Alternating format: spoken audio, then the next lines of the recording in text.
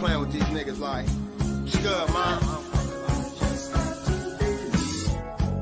Niggas connected like boost mode. If you ain't solid, keep your tool on you. Hey, I ain't trying to link, I'm cool on you. Hoes you play the fool on you for a few hundreds. My lordy told me that my time is near. A roll behind the ear, boy, I'm the pioneer. I'm sunny in the basement, get him out of here. I'm trying to fuck when you coming out that Prada wear. I want a bitch like Laura London with a lot of hair. She know that plug money shit, that's what got us here. I miss my nigga Pay from the city slime. Real life, this ain't no motherfucking Biggie line. Rap about me, hit him 50 times. Me and my cougar bitch love doing 69s. She said the best rapper, Charlotte, oh, the city mine. You just that nigga in your city lines. Ayy. I need a bitch bad like Cassie. Money like Oprah, fucking on sight, get at me. This ain't no motherfucking stunting like your daddy. I'm on the way, what's the addy? Ayy, I need a bitch thick like Trina. Money like Jackson and Mars, got a beamer. I'm trying to put a baby in the, have you seen it? Palace, what up? Every time I drop something, she gon' pop something. It's like a holiday, man, enjoying cop something. Niggas not around like the cops coming, so you can stop with all that block fronting. Ay, the game ain't changed, it's just no real niggas left. I can read a body language like a nigga deaf. Dealing with a leap of faith to take a bigger step. Running for his chain, take a nigga rest. I know some niggas who gone sitting on 40 counts. My old head on papers drinking 40 ounce. Every time you see me with the 40 out, ain't got my name on the lease, trap out my shorty house. I'ma play the game how it goes, son. Niggas miss us from the block, that was a close one. Niggas know who the motherfucking go, son. Lil Naughty from the O, son. Ayy, I need a bitch bad like Cassie. Money like Oprah, fucking on sight, get at me. This ain't no motherfucking stunting like your daddy. I'm on the way, what's the addy? Ayy, I need a bitch thick like Trina. Money like Jackson and Mars, got a beamer. Trying to put a baby in the, have you seen it? What up? Oh God. Just can't fuck with me. No bills, what up, my nigga? Shit a cakewalk, oh God.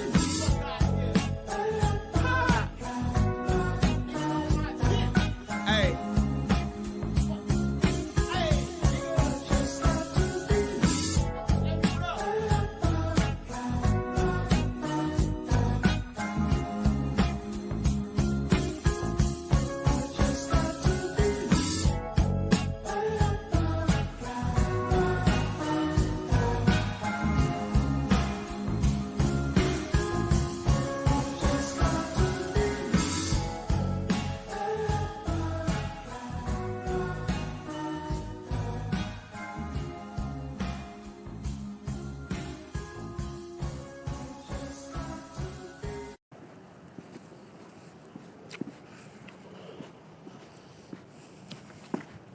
Oh, I'm nothing you know of.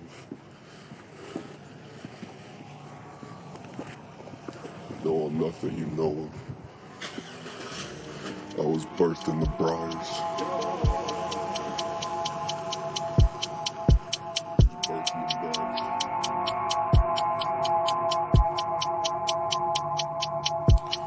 Bitch, I sleep with my grills in.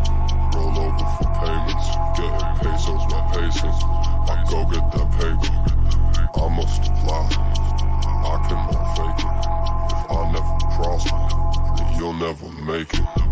I must apply myself to what I've created. I must apply myself to what I've created. I must apply myself to what I've created. I must apply myself to what I've created. I survive and I prosper. Gave some pills to the reverend. Nah, I can't fix depression, but I'm up in these sessions. Ain't no mic that I'm blessing. It's a curse, it's a hex. Just a desperate suggestion. I've been hexed since my entrance. All my earthly possessions. No, this world ain't forgiving. And I forgive you. Bitch, I'm sturdy, I'm stationed. Zooming by you in rear view. I survive when I'm able. Yeah, bitch, I'm broken, so bless him. I ain't know for a minute. No, I'm nothing you know of. I was birthed in the briars. Fill my wounds with the liquor. All the cheating and lying might come back to me someday. I can't seem to forget it. Bitch, I live in my head. I admire my exit. Nah, I ain't level-headed. swear to God I might race her. This the best shit I've written. Bitch, you corny, I guessed it. It's my choice to be flossing. It's my choice to be flossing. Use the rack and the moshpits. Now it's corny, I lost it. Bitch, you corny, I guessed it. Burn your daily departed. Bitch, I ride ain't no flexing. Just accept that you stress it. This that raw inhibition. Please don't talk in my sessions. Bitch, I sleep with my grills in. Roll over for payments. Getting pesos by patience. I go get that paper. I must apply, but I cannot fake it. If I never prosper, then you'll never make it. I must apply myself to what I've created. I must apply myself to what I've created. I must apply myself to what I've created. I must apply myself to what I've created.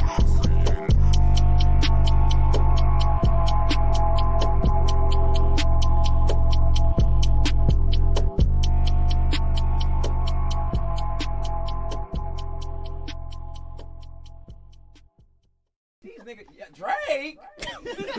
Drake? The nigga that got bodied by Pusha T? The nigga that hiding his kid from the world, but his world wanna hide from the kid? Shit. Aubrey Graham in the weird Shit. Drake? Yes. Shit. Y'all niggas better stop playing. Bitch. Hey. Hey. Hey. Fresh white tee and a smile on my face. Oh, you smell this gas, bitch, I might just let you taste. And if your head real good, bitch, I might just go and pay. Give me talk, why is that? Cause I'm feeling good today. Bitch, I'm in the hood today. Smoking on some woods today. I just called a major play. Finesse the boy the major way. Bitch, I'm feeling good today. Smoking on some woods today. I just called a major play. Finesse the boy the major way. Ooh. Ooh. Bitch, I ball 2020. I can see the shit. Boy, you're green, boy, you're envy. I ain't talking neutron when I say she want my Jimmy. Local hot boy, I'm on her face like Fendi. Artificial, synthetic, prosthetic. Yeah, you fake. Pussy nigga, yeah, I said it. Roger Lynn. Man, you niggas counterfeit. Eliminated. Man, you niggas fabricated. Why you niggas always faking? Why you niggas always making up these stories like you niggas made it? And you ain't even really made enough to really act like you made it. You can quit pump faking. You can quit pump faking, nigga. You can quit pump faking. Fresh white tee, just smile on my face. Bitch. Fresh white tee, just smile on my face. Fresh white tee, just smile on my face. Bitch. Fresh white tee, just smile on my face. Fresh white tee, just smile on my face. Bitch. Oh, you smell this gas, bitch, I might just let you taste it. If the head real good, bitch, I might just go and pay. Shit. Cause I'm feeling good today. Bitch, I'm in a hood today. Smoking on some wood today. I just called a major play. Finesse the boy the major way. I just felt, whoa, hey. I just felt, whoa, hey. Shit.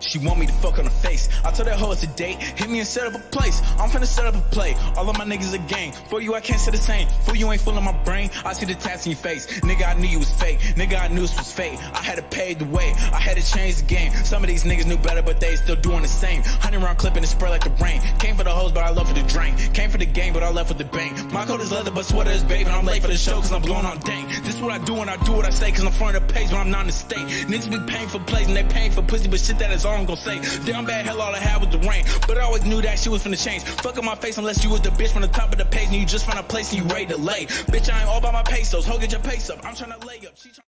I got a Glock, it'll knock you Welcome to ThugCrowd Radio. Please listen to this important disclaimer in its entirety. All participants of this ThugCrowd Radio episode are characters. None of the stories told during these episodes are based on facts, truth, or reality. All works of fiction displayed during this episode that resemble real-life situations are coincidental and are not meant to serve as guides or tutorials to commit any crimes in any country. Please consult an attorney for local laws and regulations. And as always, trust your inner criminal.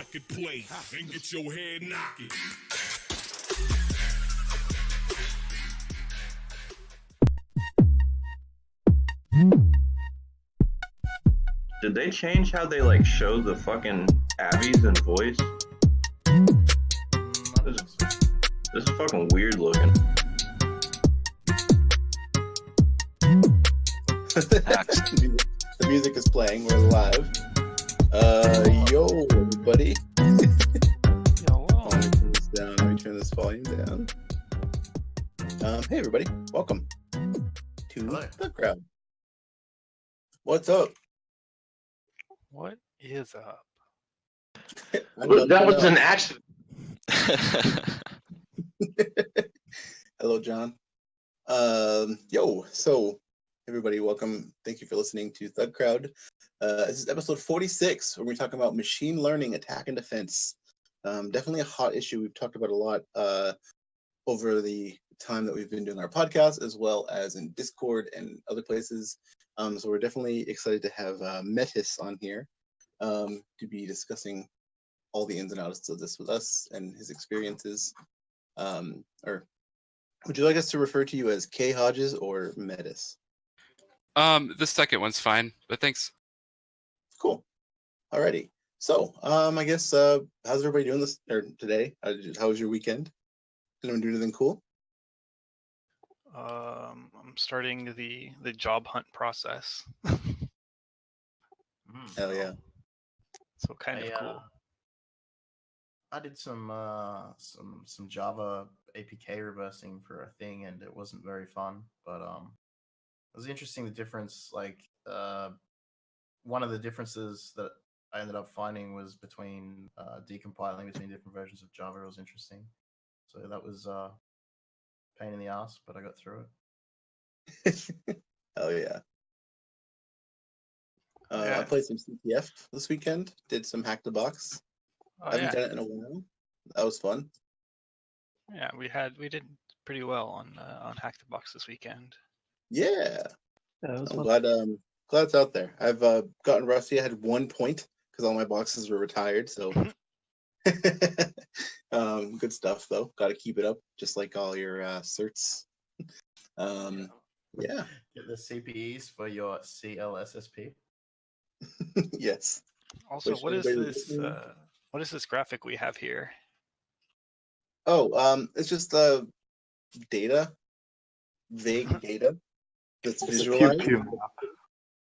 Yeah, it looks nice. It looks like I don't know what it is actually. I just searched data science GIF, and this was I'm very, very uncreative. By the time I get to the selecting the GIF, I've lost all my creative energy, and it's just I'm like I literally will search cyber GIF on like and then I'll download it, or I'll search I've even searched calming GIF and cool GIF. So it's these are trade secrets. Yeah, I want to see what cool GIF looks like. No, these seen a couple cool GIFs. It's an exploding slime that crashes your Discord client. Excellent. That's what cool.gif is. And also, yeah, we do have sometimes anime GIFs and cat girls. So yes. Hell yeah. CISSP Googling cyber hacking GIFs. Yes. I liked CISSP Googling actually had a pretty good post that was tips on avoiding. I thought that was a nice touch. Wow. Yeah.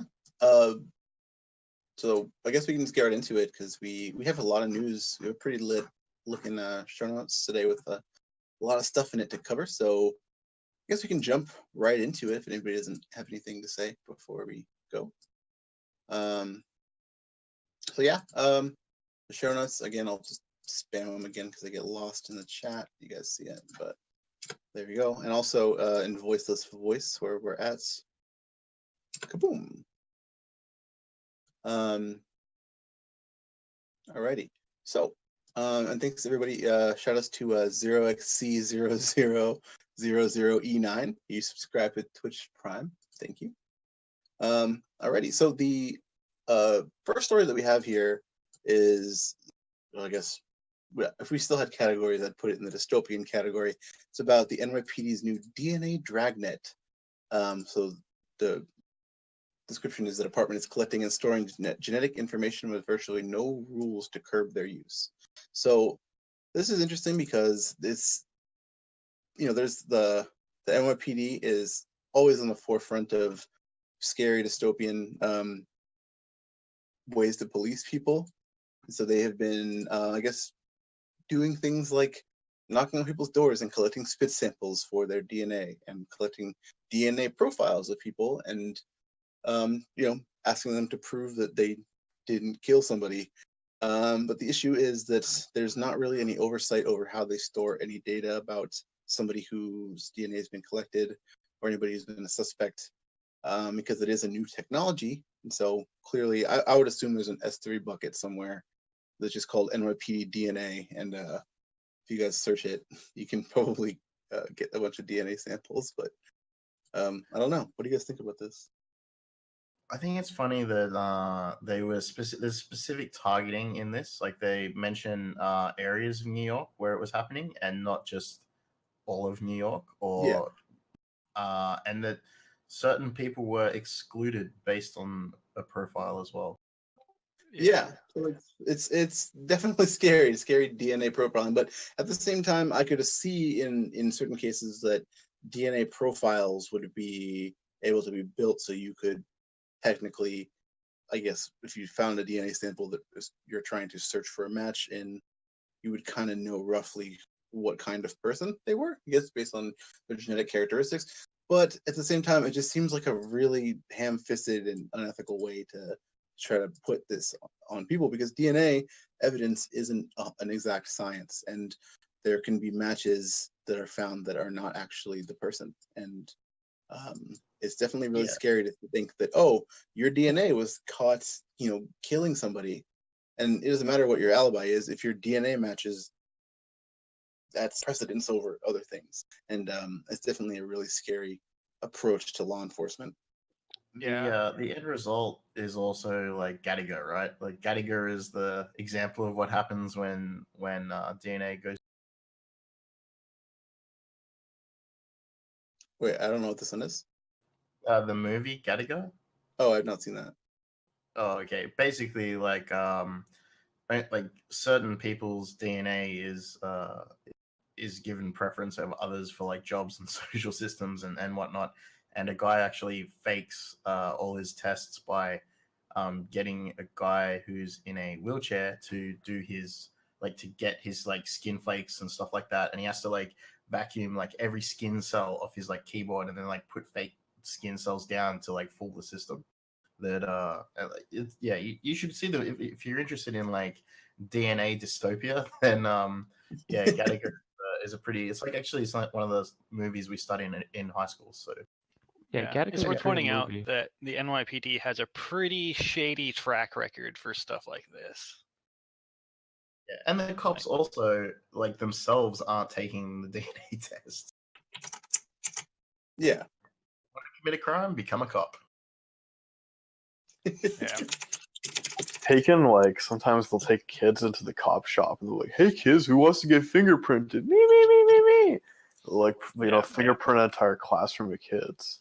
Well, the problem with DNA too is, right, when you give your DNA, it's not just you that's has a profile built on you at that point in time. It's your extended family.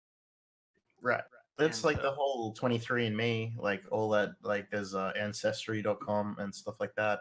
All these databases of find who you're related to. It's just dox the shit out of yourself and everyone you've ever been related to. No problem. Don't give consent. You're giving their consent as well. That's it, right? Yeah, definitely. The phrase "no take backsies" comes to mind. Yeah, I'll just change my DNA. Yeah, it's a new 1Password extension. So, very scary. Is there any information out there about like how expensive it is for them to do that and like exactly what they're doing? Because it seems like they're almost like hashing the DNA and comparing it to crime scene stuff. I'd say that's probably the most cost-effective solution. Is something that is very almost like a lazy regex of sorts of DNA, rather than a full detailed analysis of say 500 samples, because it's not cheap to do a DNA analysis with a proper lab. That'd be, you know, $50,000 or so to process that many samples. So Because yeah. if you take a sample that is not a full chain, like this is my basic understanding of DNA resequencing or whatever, where you take like a partial sample that you've retrieved from the field, and then you have to put it in like the solution of enzymes or whatever, and then you need to basically heat it up and cool it down repeatedly to like specific temperatures for it to go ahead and resequence itself to get, and that takes like however many, not as short as it is on CSI Miami. And then like after that, like real like more science happens and so on and so forth. Like it's not like a, and then after that, I guess is the point where they go, right, now let's take the output of all these hours of all these man hours, like like work, paying people to do science, and run it through a database after. Mm-hmm. So yeah, it's definitely a bunch of. I feel like it's just too new of a technology to apply in the way that they want to apply it, and it's probably some weird marketing going on too, which we'll get into later. But let's get to the next story here, which is pretty cool. We were talking about this before. So Android phones can be hacked just by looking at a PNG image. So I've been seeing a lot of funny PNG or image parsing related bugs in different software lately. This one seems pretty interesting.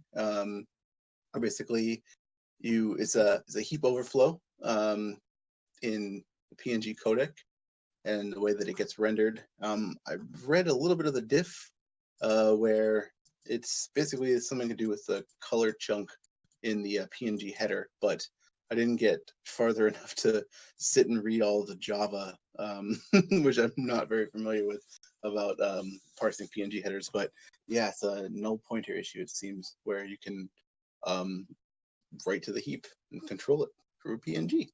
So I definitely, if you are interested in file parsing bugs and Android, I would definitely take a look at that because there's security advisories for it. It's pretty cool.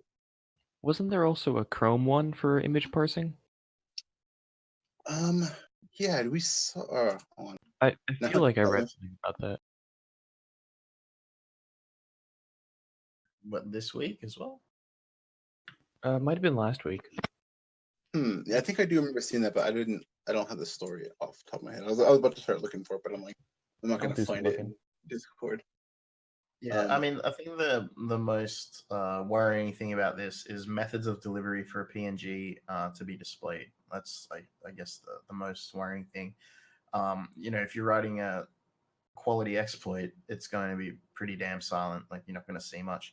But it does definitely remind me of those Windows PNG exploits yonder. They're exploited through is it the desktop.ini or the autorun, one of the two that you would put on a like CD or on a USB stick, and it would set the image for the disk in Windows Explorer, and then when it attempts to display the image is when your attack is executed. These kind of bugs are really interesting because file formats are older, and they might try to add things onto it, but I mean GIFs have been around forever. Same with PNGs and JPEGs, and not going anywhere. So definitely cool stuff to look into. Yeah, and I think that these file formats as well, being so old and they don't change too much, maybe there should be some more standardization in which libraries are used. Yeah, no, definitely, because like those the core, like the new implementations of it are the same reasons that we see the issues like the Discord GIF bug that crashes the client. It's same thing. It's rolling your own. It's tough. It's tough to do it in line. Tough to do it in writing it in and then packing it into Electron. So good stuff. All right, the next story that we have here is interesting too. This is China hacking a Norwegian company Visma to steal clients' secrets. It's another example of the cloud hopper. So it's basically like a large-scale campaign by the Chinese intelligence that is attacking corporations for secrets on their companies. So software companies, things like that, are being targeted as a way to do God knows what, sort of supply chain attacks and other things. So yeah, this is definitely interesting. I don't know if you, I was gonna say, I don't know if you have any comments on it specifically. Oh yeah, it's just that we seem to be seeing like more and more of these kind of things coming up lately, where Yeah. it's service providers, MSPs, and all that kind of stuff. Like there's just the Dell one. I guess that probably took place a while back, but also is worth noting. It says the attack was detected shortly after hackers accessed Visma's systems, and he said he was confident that no client networks were accessed. Yes. I don't know about that. Yeah. Very assuring. You know that Baghdad Bob picture? Like, can we flash that? I don't have that now. Damn. Yeah, using first access Visma systems instead of stolen login credentials. So they believe that APT-10 is specifically responsible for the case. Does anyone know like what else APT-10 specifically have been involved with, or is it just another unnamed APT? Nux just dropped something in the chat there. Oh, here we go. Yeah. Yeah. So a lot of the stuff is basically trying to attack, cloud managed services, like anybody who's part of managing critical infrastructure that other companies use. So yeah, that's definitely a good strategy, but it's scary when you think about who is actually being targeted, which might be some, first year help desk person that might be getting, co-opted into doing something that they shouldn't be doing. There's a lot of things like that. So I definitely keep an eye out. So yeah. APT-10, Cloud Hopper, Menu Pass, Stone Panda, and Potassium. All great code names. Potassium. Potassium. You need more potassium in your diet. I think the best InfoSec job is the one where you can just name all of these groups. Yes, absolutely. Dude, the naming convention shit gets so confusing for people that aren't into this because like it just differs between companies, and like they have like subgroups. So like you'll have on the list. Hey, what were you saying, Nux? I was just saying they have like subgroups. Like for example, you'll have like Zebraki, or I don't know how to say that word, Zebracry or something like that. That's actually APT-28. Like they will have like subgroups of like actual APT groups because it's just a certain type of activity. Yeah. So like they're typically like the ICS stuff would be like that, would go into all that. No, that makes sense. Yeah, it's definitely a lot to keep track of for the nation state stuff, and I keep seeing new and different stuff, but it's all kind of, it eventually gets traced back to the same kinds of people. So yeah. I think if we had our little APT group and they gave us a name, I hope that it would be like Pork chop sandwiches. That's what I wanted to be called. Sandwiches. Well, the next thing that we have on here, we're just talking about, this is the Docker runc flaw that opens the door to a doomsday scenario, as is being put here, security affairs. I was reading though the SecList advisory, and so this is apparently was written by one of the maintainers of runc, and they had a vulnerability reported to them about the ability to overwrite the Runk binary and Docker and allow a malicious container to have the ability to have root privileges on the host system. And so it's a pretty scary bug. And the actual POC exploit code is going to be released next Monday. So keep your eye out for that. And if you are somebody who maintains containers in any capacity, make sure you do any and all updates and patches that come out in the week until then. So the other thing is that this specific bug wasn't protected by App Armor. Yes. And I'm just trying to have a quick look to see on this Red Hat post if it's protected by SE Linux as well.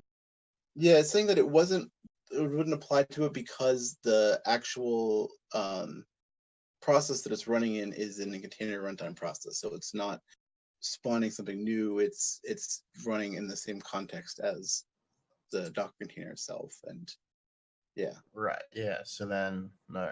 Lol.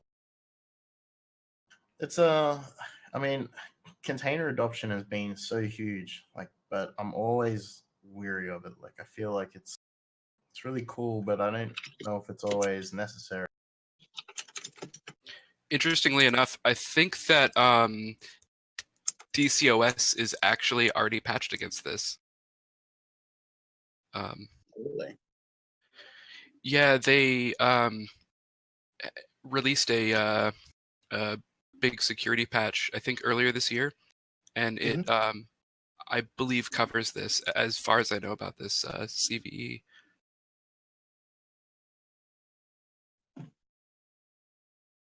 That's cool. Yeah, I mean, I don't know how. I have to read more about the implementation of this because I don't know too much about the actual Docker container runtime. But now I'm interested. So, yeah, if anybody sees any exploits come out before then, let us know, and we'll be there. So one of the interesting things that this took advantage of as well was we mentioned when we were talking earlier that proc self exe as well to for where the binary is pointing to as well, which is interesting because there was lots of there's lots of interesting things in proc, like proc self, we used to see proc self environ getting used in a lot of web exploits and things like that because there's just different ways to access things about the process that is currently running that you have access to because you are the process. When looking for things to use when you found a vulnerability, it's a good place to look into proc self. Absolutely. But the next story that we have here is about an evil USB cable that can remotely accept commands from a hacker. And it seems like we have that evil hacker in the chat right now. What? What's up? Hey, MG, what's up? What's up? Yeah, we were. So your cable has been blown up. This is in PC Mag. PC Mag. Woo, PC Mag. That's crazy, man. Yeah, it's funny. Hopefully they do they still publish a physical copy? I want to get it if they do. Oh shit! I didn't even think about that. That'd be fun. But yeah, so do you want to tell us a little bit about your evil USB cable? Yeah, sure. There's a couple interesting angles on it. The first is that basically created this implant entirely on. Well, I bought the mill used for a little under $1,000, so this was entirely done, my garage or kitchen on a mill that's consumer grade. And for those not familiar with desktop mills, pretty much on par with kind of like a 3D printer, but instead of just throwing out plastic, we're just using a tiny drill tip on it to cut things out with a computerized control rigging mechanism, much like you have on a 3D printer. So very, very low cost consumer type gear. And then, in terms of the implant itself, just made really tiny, roughly 10 square centimeters. Actually, now it's probably half. It's about, I think it's 10 by 8 centimeters or millimeters. So yeah, it's nice and tiny. Fits inside a USB cable, and it has a wireless interface that you can connect to remotely. So once the victim has plugged this in, you as the attacker can remotely connect to it, so that not only can you just trigger stuff, you can push new payloads to it. You can also flash new firmware onto this thing without ever having to go and touch it. There's exactly right, and the demo and the easy, the what you saw in the demo was just HID. So yeah, we're simulating, keep winding them. We'll do mouse too. And the thing I have been kind of telling press, who's not up to speed on the HID stuff, is it's been around for quite a while, and everybody always asks, well, it doesn't work at a lock screen, right? I'm like, well, depends what you mean. I mean, a keyboard and mouse still work at your lock screen. What can you do? So if you've got your password, of course you can type that in. But the more interesting thing people don't think about in that scenario is that, hey, are you considering your lock screen practice? Is this something you have set up on a timer of inactivity and you're relying on that, or are you manually locking the computer? Because I can simulate activity now. So it's just basic stuff with HID, right? It's all bit banged. So in theory, it doesn't have to just be HID. So it will be fun to chase other bit banged USB gadgets of sorts, whether that may be a simulated network interface or whatever. So it's a little chip, and we're pushing pretty hard to see how much it can do. But it's kind of fun. And I don't know what else. What else am I missing? That would be pretty interesting to pair it up with if we do see in the future firmware bugs or like bugs with the host controller for USB. Oh yeah, definitely. Yeah, absolutely. If you're bit banging it, you just run a payload for that. Yeah, exactly, right? Like that would be fun. Oh yeah, I guess since it does have wireless, this specific hardware, I've pushed firmware onto it, in which you just run DAuth, whether it's just hitting everything it sees, or you can target it. So what does that look like? Obviously, a lot of DAuths are meant to be attacker deployed for various reasons, but I don't know. You could probably think of some fun things that are possible only because a victim brought this hardware into a space that maybe you couldn't bring it, or they're not suspecting it. Security cameras, things like that. Maybe just causing general chaos by just handing out a few dozen of these into an office workspace, and then you've created a nice loud diversion for something a little more skillful happening in the background while the chaos unfolds. Yeah, a lot of fun stuff, right? Yeah, so we've been watching you, for everybody who's listening, we've been watching MG do this stuff for the whole time that we've been here, since before we even started the show. And he's just, every time you come on, you've literally just shown us cooler and cooler shit, and it's amazing. Like the fact that you've got this all working now into something that's so small and so evil, it's just incredible. It brings a tear to my eye. So appreciate it. Thanks for sharing with us.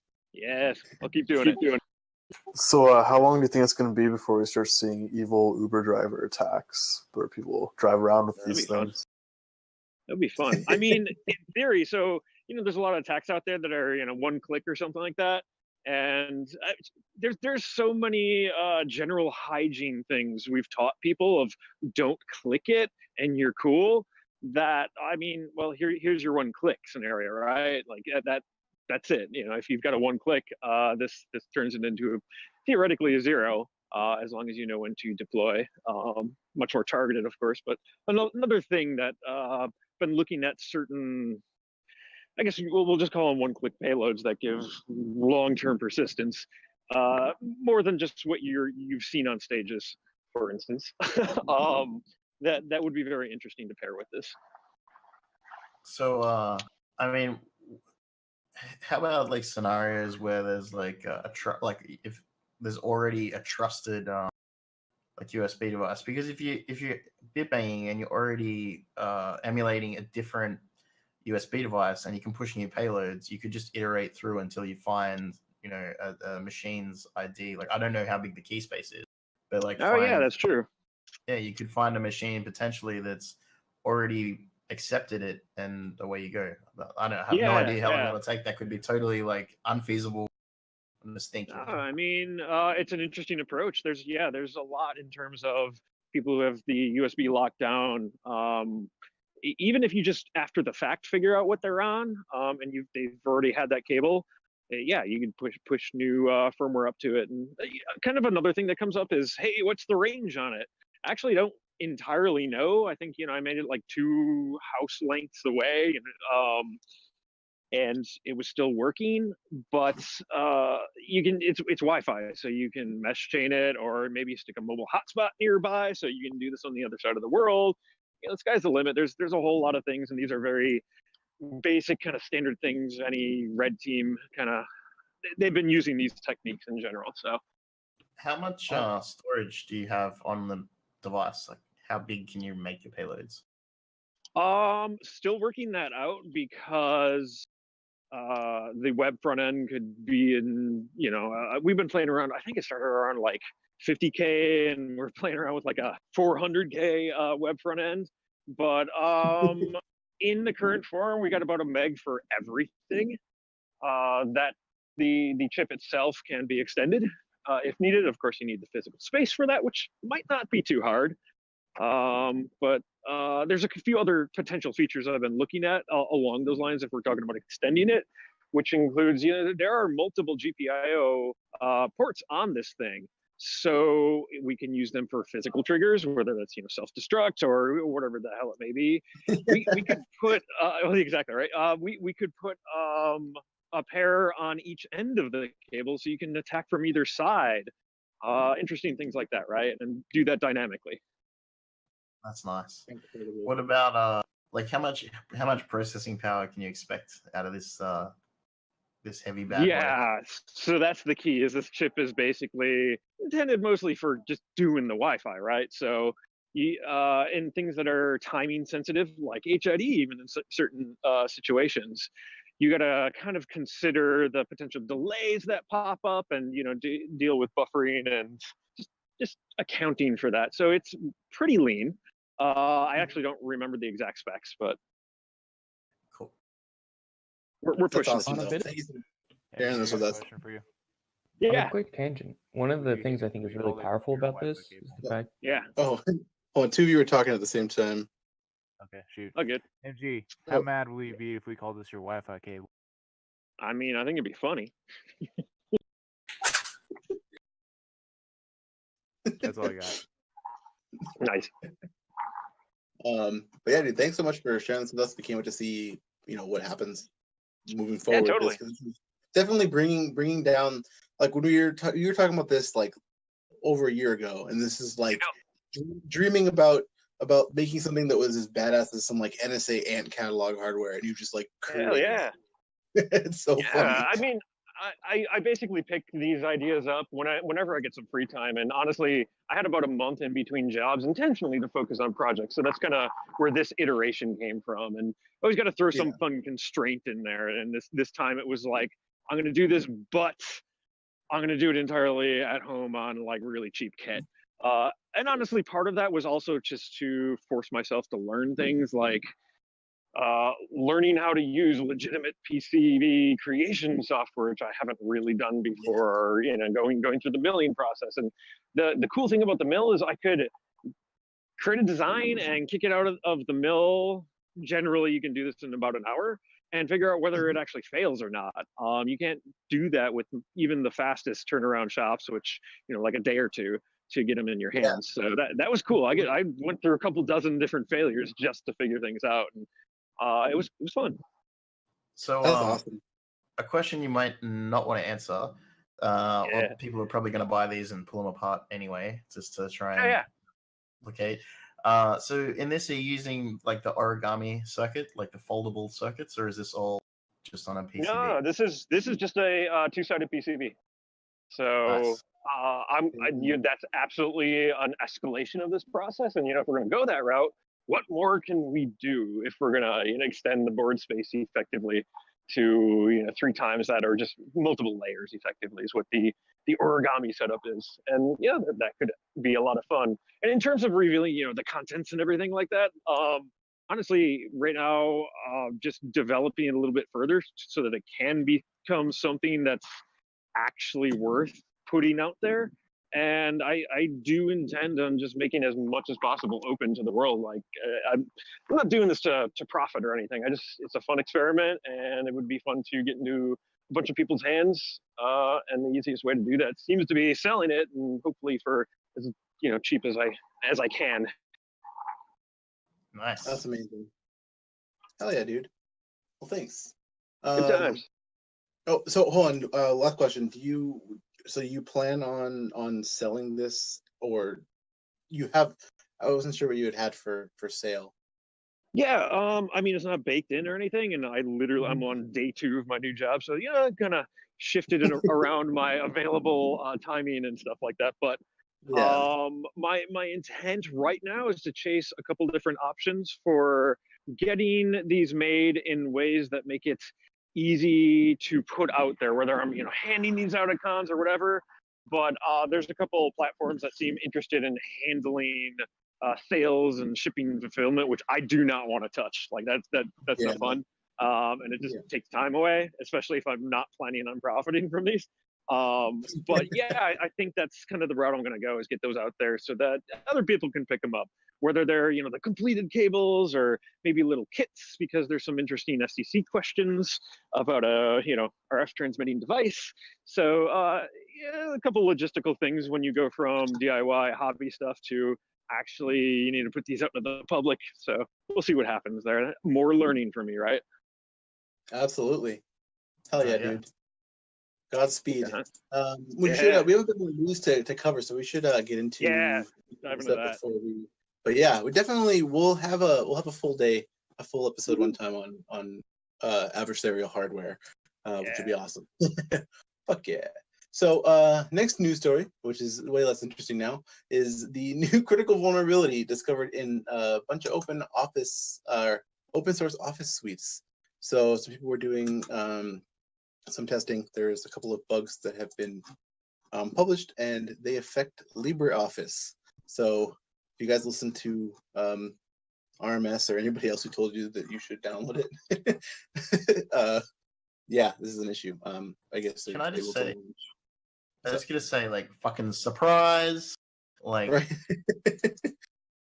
I don't know. It is interesting though, because from this CVE specifically, you can craft a document that would execute a Python script from any arbitrary file system location, and yeah, it's basically like you're able to do code execution and just traverse the paths to get to where you want to go. Wait, but if you're doing, so this is the internal Python. Okay, so you shouldn't really need to execute a script. You should be able to just do some like lead one-liner with that as well. Just like pass it to the Python interpreter is what if I'm looking at this right. Yeah. That's even double funny. Like you don't need to write like something that'll get potentially picked up when the file is written to the system or whatever. No, I definitely know if you do use these. I have used these in the past. I've used OpenOffice or LibreOffice update, because people are going to start doing weird stuff with it, and it's going to get weirder. Just like we did with Word and every other place. Yeah, I feel like this is the point where we sort of say, maybe Google Docs isn't so bad, or maybe, heaven forbid, Office 365.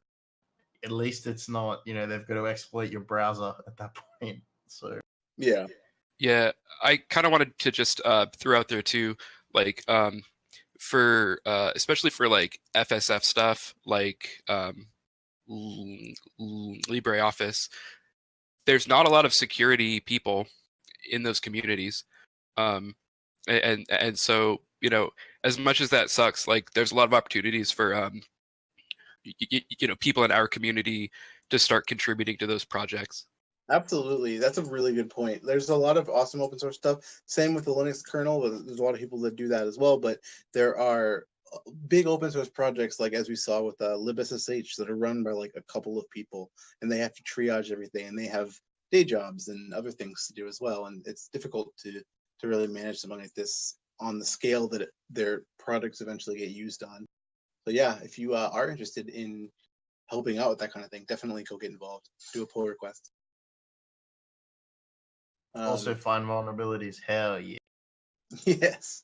So the next story we have here, big surprise, a bunch of iPhone apps are secretly recording your screen without asking.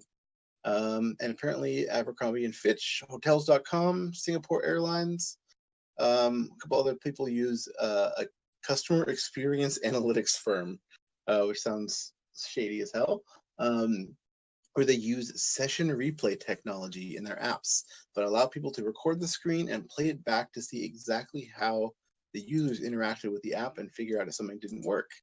But that's, as you know, is anybody who has access to you typing in your credit card into a web app or an app to sign up for something or buy plane tickets or whatever. Yeah, you don't want that at all.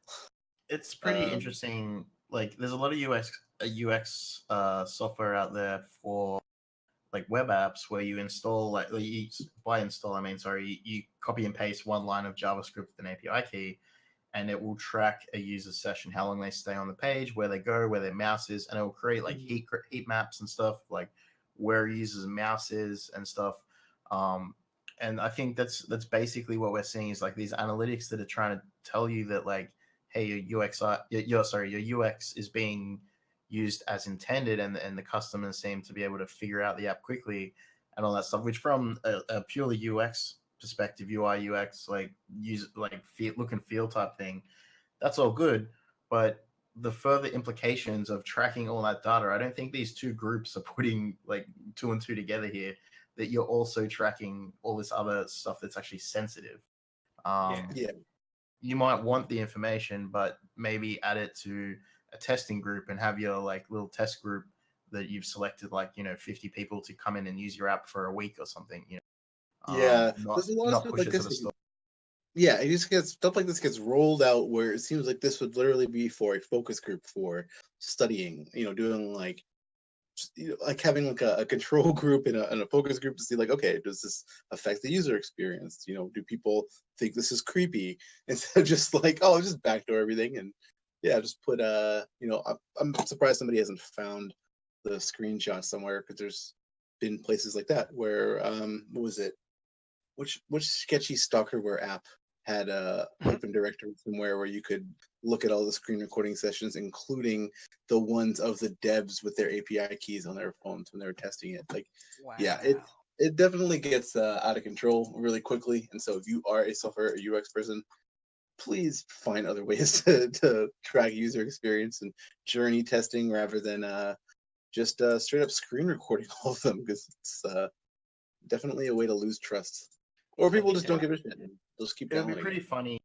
pretty funny to see like these recorded sessions just like pushed to an S3 bucket, and then they like take that S3 bucket and pump it into like Selenium or something, right?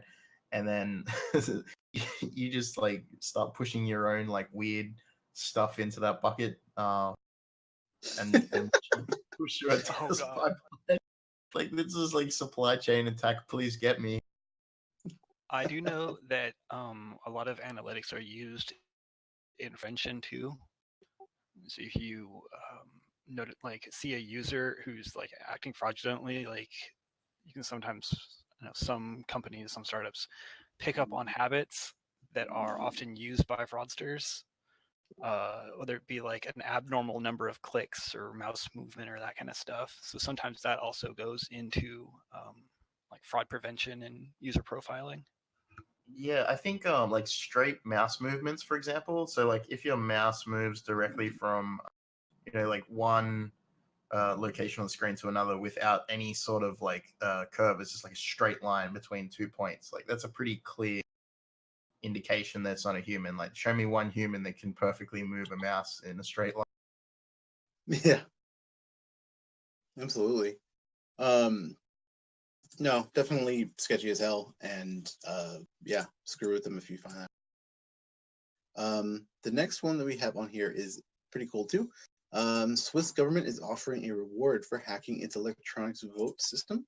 So this you can sign up at onlinevote-pit.ch. So you can try to manipulate the vote count read votes cast, violate voting secrecy, or bypass other security measures. And the single biggest prize is 50,000 Swiss francs, which I didn't know they used francs still. But yeah, it's a good amount of money for hacking them. They have a bug bounty. It's interesting. I guess Switzerland since World War II has been like, well, before was it World War One? They're like the bank was the whole point of the Swiss bank account. The fact they're not on the euros, but it's the whole election, like voting stuff is it's horrible. Like nobody has found a good solution to this yet. Like all of the voting, every single time we talk about voting, it's broken as hell. So while I think bug bounties in this program like might help, the problem is more really electronic voting. Like the whole abstracting it back to electronic voting. Like that's kind of the problem, not the specific software or the hardware or the implementation. So. Also, is the Russian government eligible for this bug bounty? Yeah. Those boys yeah, fancy bear.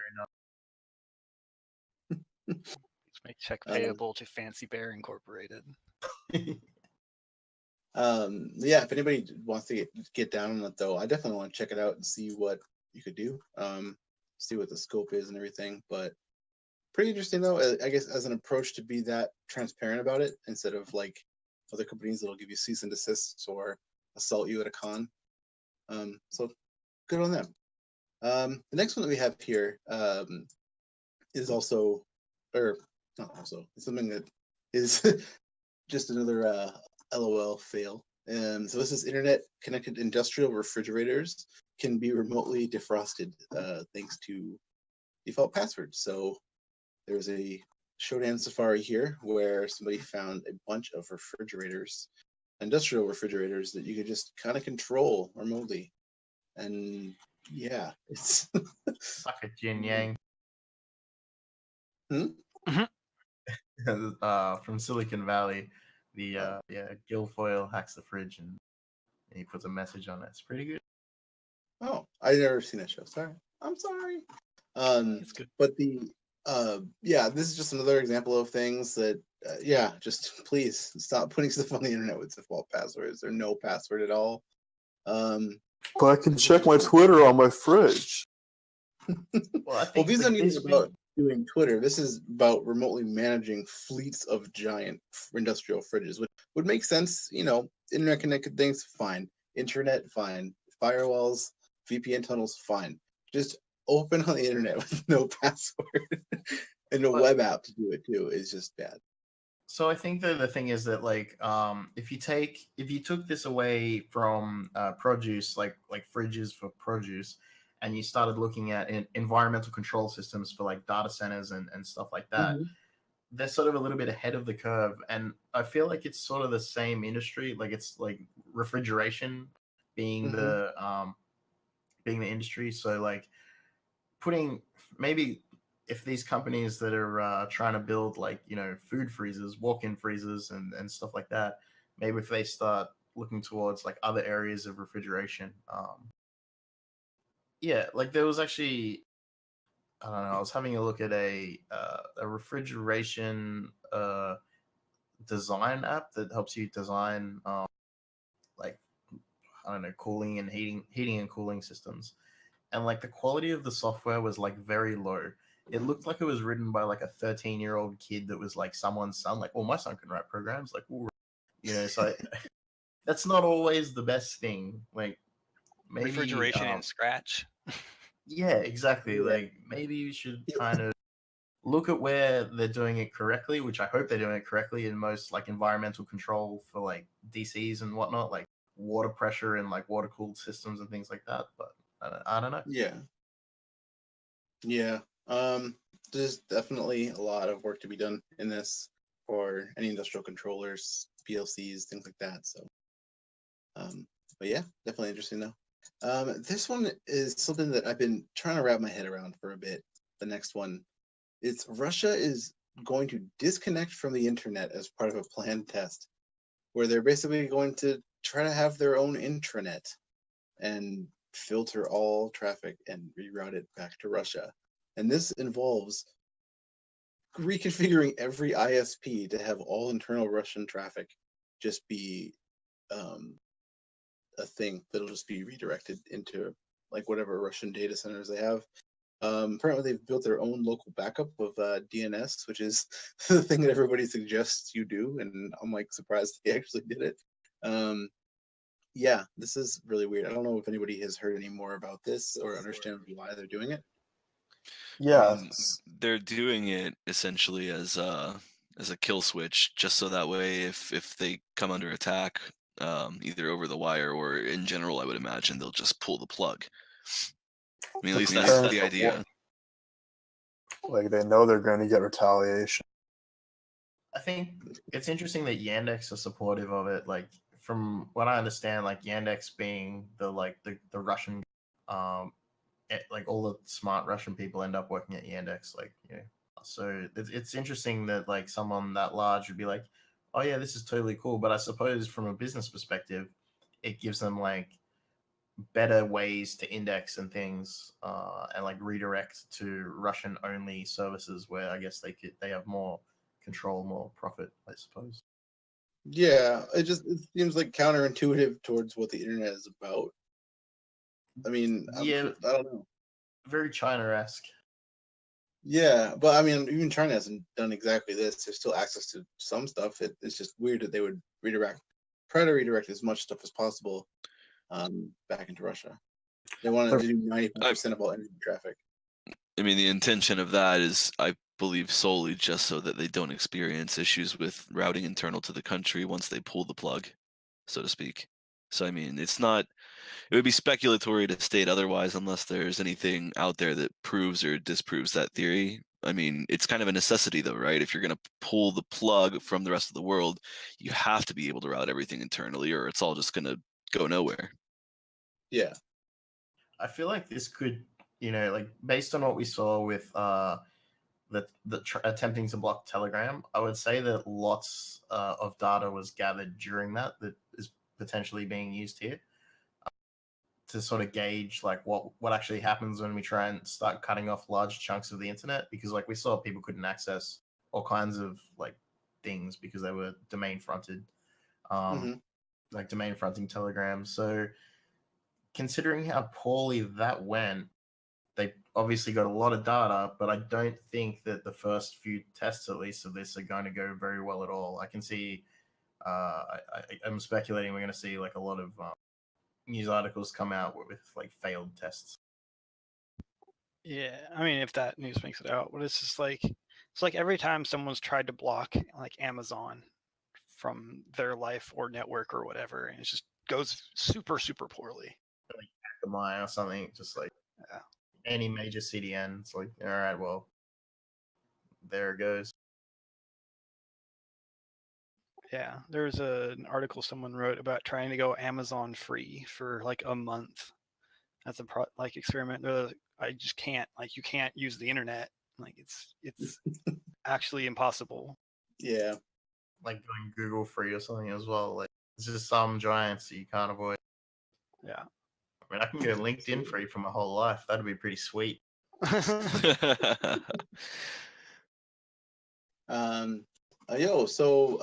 the next one was a bit of a something to wrap our head around too. The next story, this was interesting article by the MIT Technology Review called "How Quantum Terrorists Could Bring Down the Future Internet," which is the most cyber thing I've ever heard. Oh shit! Yeah, that's pretty fucking hardcore.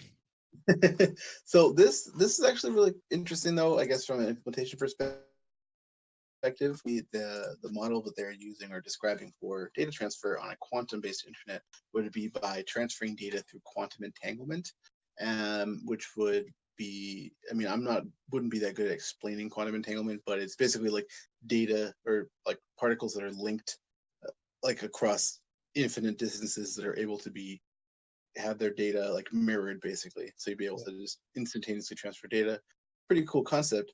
But then they also describe what's, I guess I could describe as both a mix of like cache poisoning and like a 51% attack on like a crypto exchange, where a small group of people could theoretically take over the the existing pool of quantum, I guess, particles that are being used to transfer data and poisoning that data in a way that would mess with the communications overall. And apparently, it would only take a small amount of people to do something like this. This is a huge esoteric thing, but I put it in here because I thought it was interesting, and if anybody had any thoughts on it. I think one of the things, like the 51% type perspective on that, is solely because the group is so small. Like that's the key. Like whenever in crypto lands, like 51%, the smaller the pool is, like it's always easier. So yeah, I mean, the initial ideas between like quantum routing and using it as a transport is totally not going to be the thing that like people at home use or whatever. Like not anytime soon. Like it's not replacing like fiber cables and stuff with like quantum routing. I think a lot of these attacks, while they're really interesting now, and it's really cool to read about, I'm not sure how. Like like I've seen. Oh, man, I wish Didi would join the voice and talk about this instead. But there's like certain countries have already implemented links, like test links using satellites and stuff like that to transfer data over like quantum measures.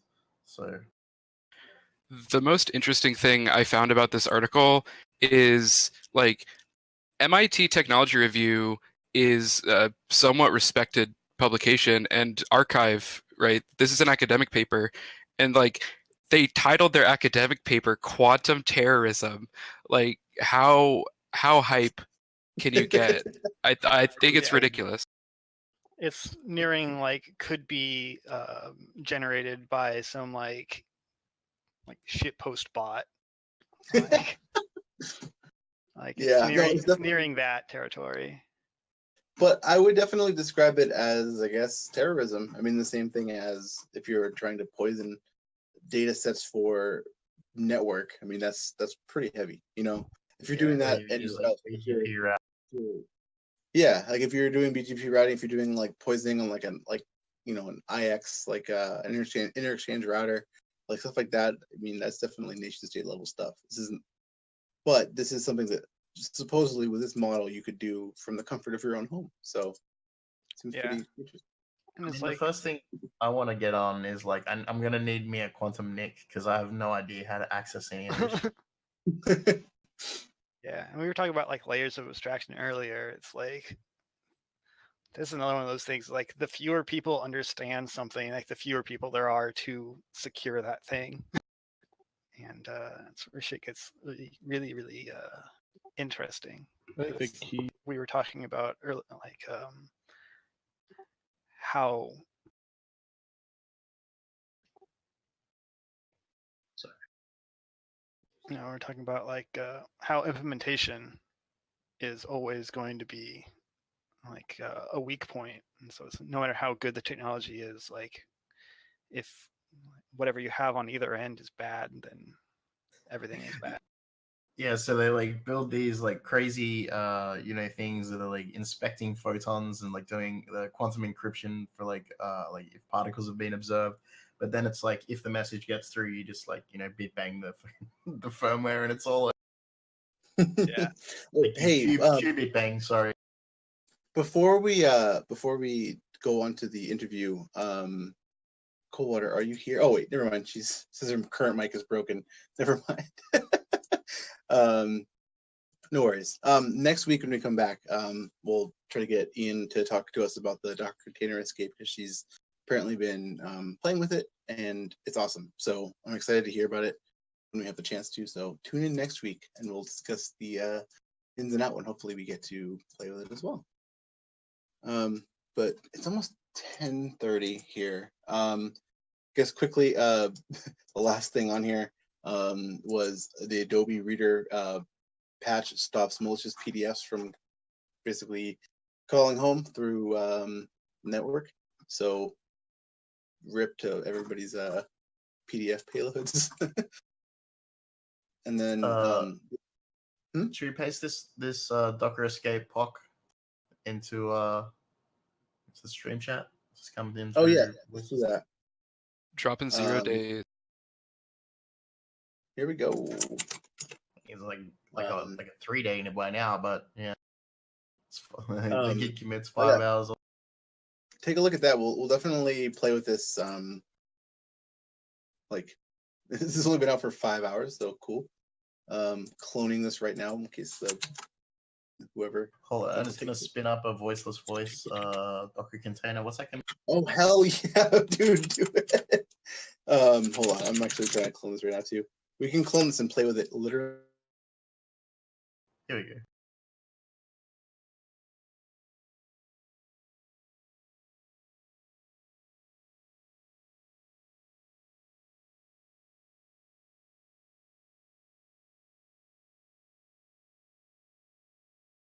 Chat. Uh-oh. Can we not install anything? All right. We'll figure this out in a second. So yeah, the last thing that we have on here, or all the stuff that we have on here, sorry, the news is also worth reading. It came out from people and a lot of POCs.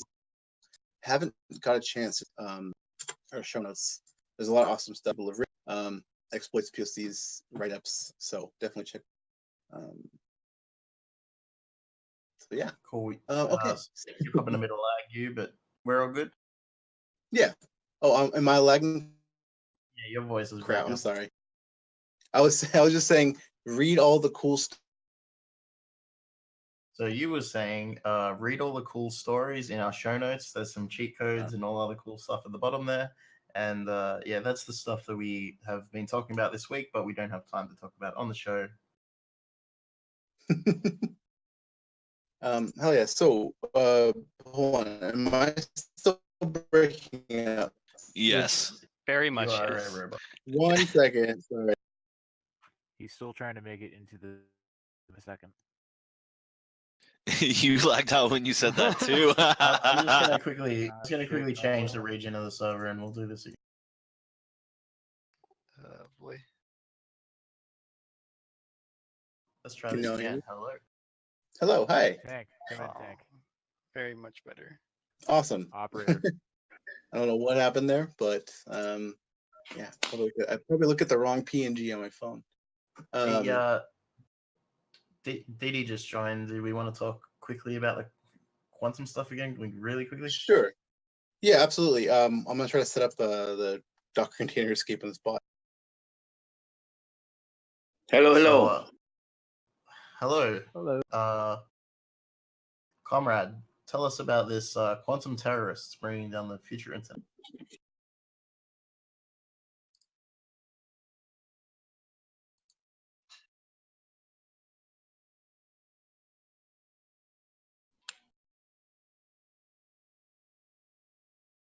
Can someone say something?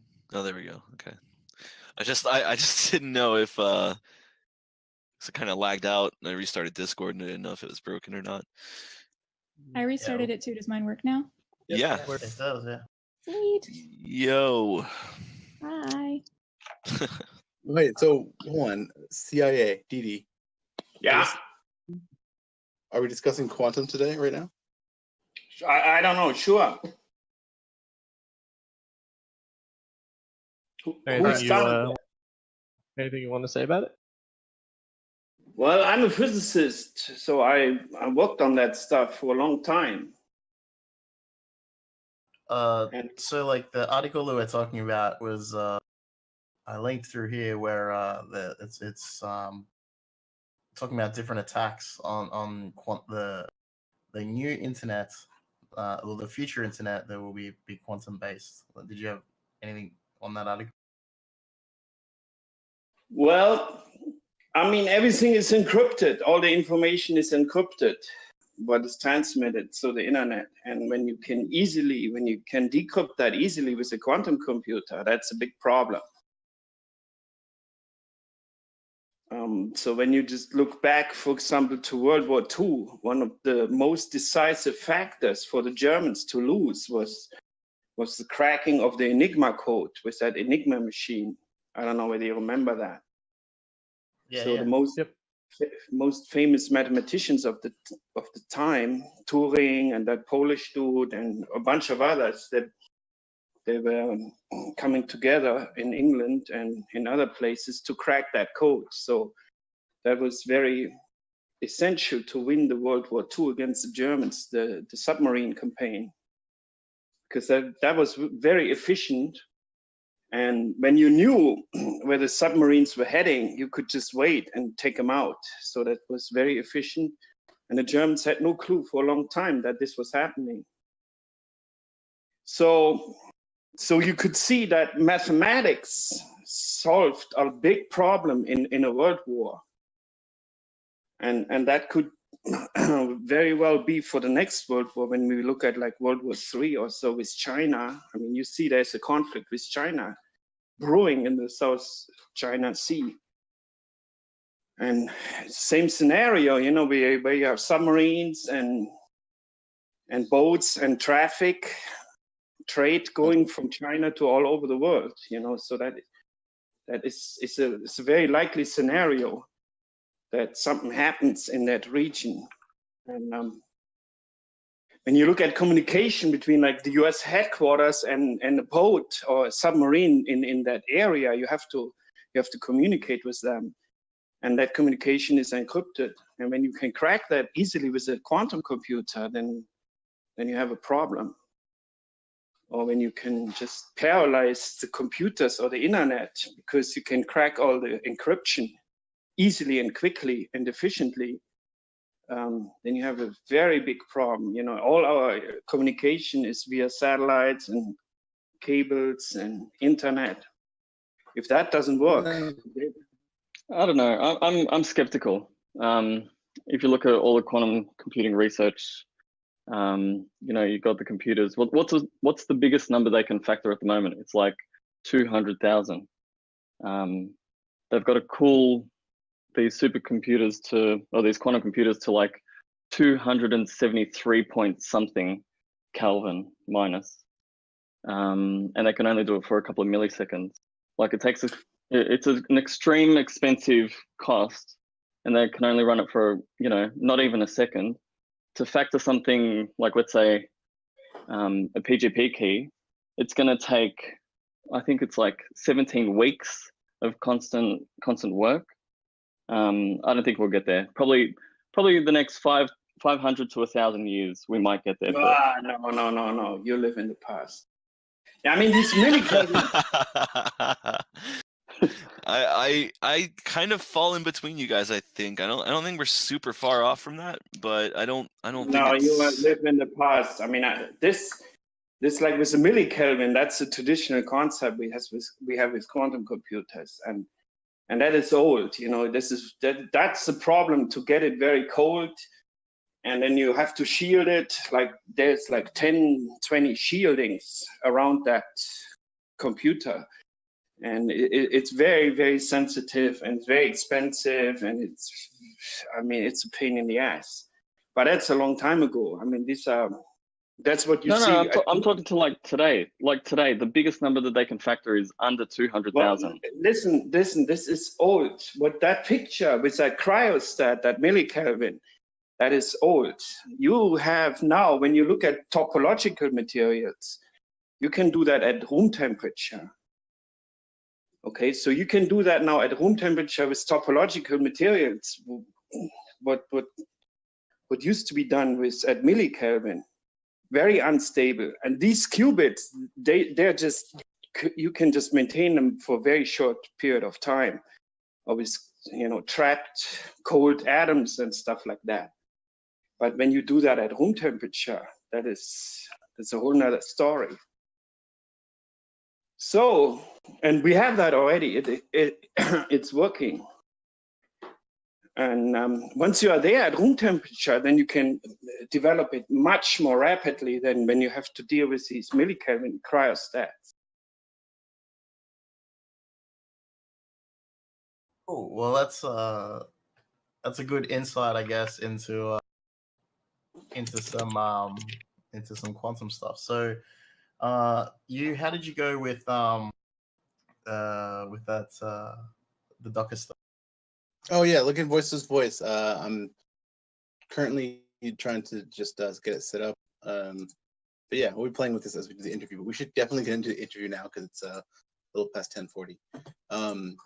So hello, Metis. Thank you so much for joining us today. You've been here through the whole news as well.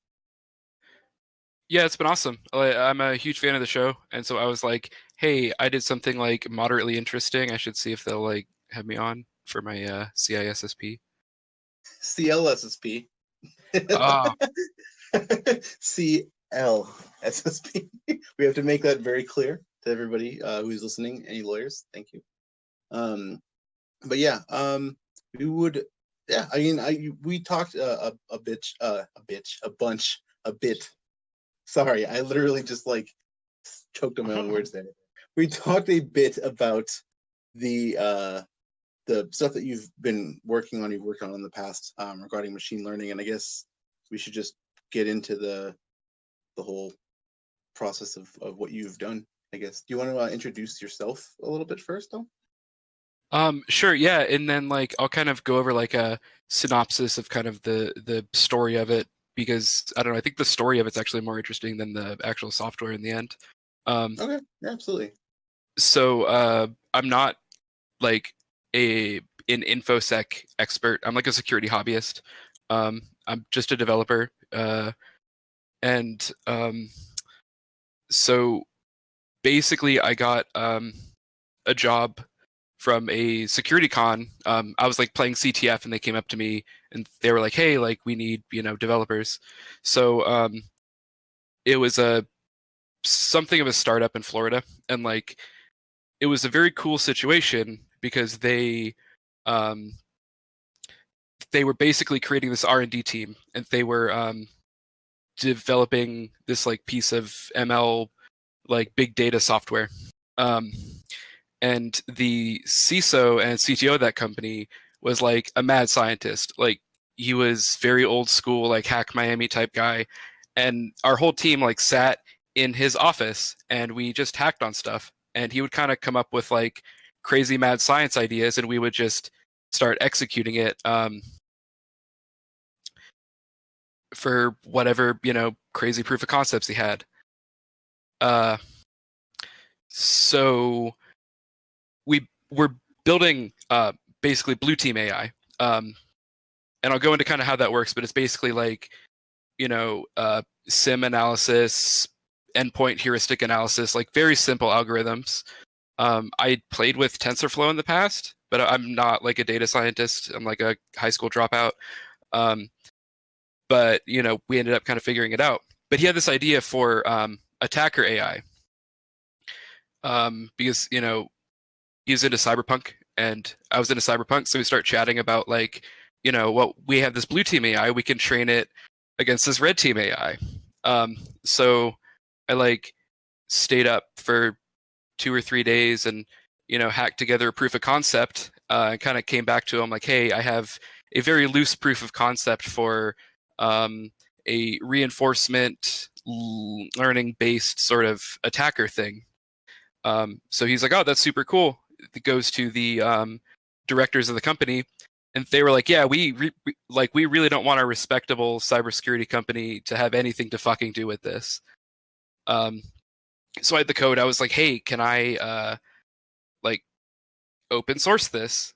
And the answer was kind of like, yes, but don't ever mention our name or anything about us. So I got drunk one night and I tweeted at Autosploit, their team, which if people here aren't familiar with that, they basically took Shodan and automated it. And so I tweeted at them, I was like, hey, do you guys want to like work on AI? So I started working with them on essentially growing this project. And then I like kind of cavalierly applied to the Hope Conference, which they accepted me, which is ridiculous because like it was a 400-line Python script and I didn't go to college. So, I guess I thought it was cool. So I start, getting like emails and calls, like various journalists who like saw the talk, like Reuters called me. Sorry, I have a stutter, by the way. So get a call from like this big infosec reporter at this big publication, and he's like, hey, like I want to interview you at Hope.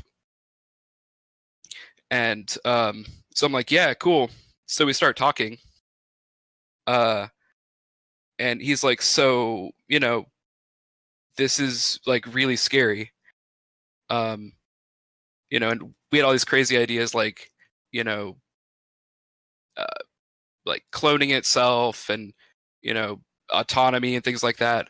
And then at one point he goes, so you are aware that Virginia has eyes on this and Beijing has eyes on this. And me, like Florida small town kid, was like, oh, I don't really know anyone from Virginia or Beijing. That's neat. So as it turns out, like I apparently had fairly good information that like there were some people who were looking into this. So I got pretty paranoid while working on this talk. And the code for the talk, like I remember talking to my parents one day and they were like, hey, have you been doing anything weird? Because like the same car drives by the house every day. I don't really have any proof that I was followed or whatever, but it was definitely a scary time. Cell phones in the freezer type stuff. You got the FBI, why is the FBI here text?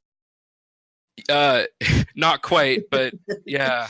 And just like various people like trying to like purchase this fucking 400-line Python script. And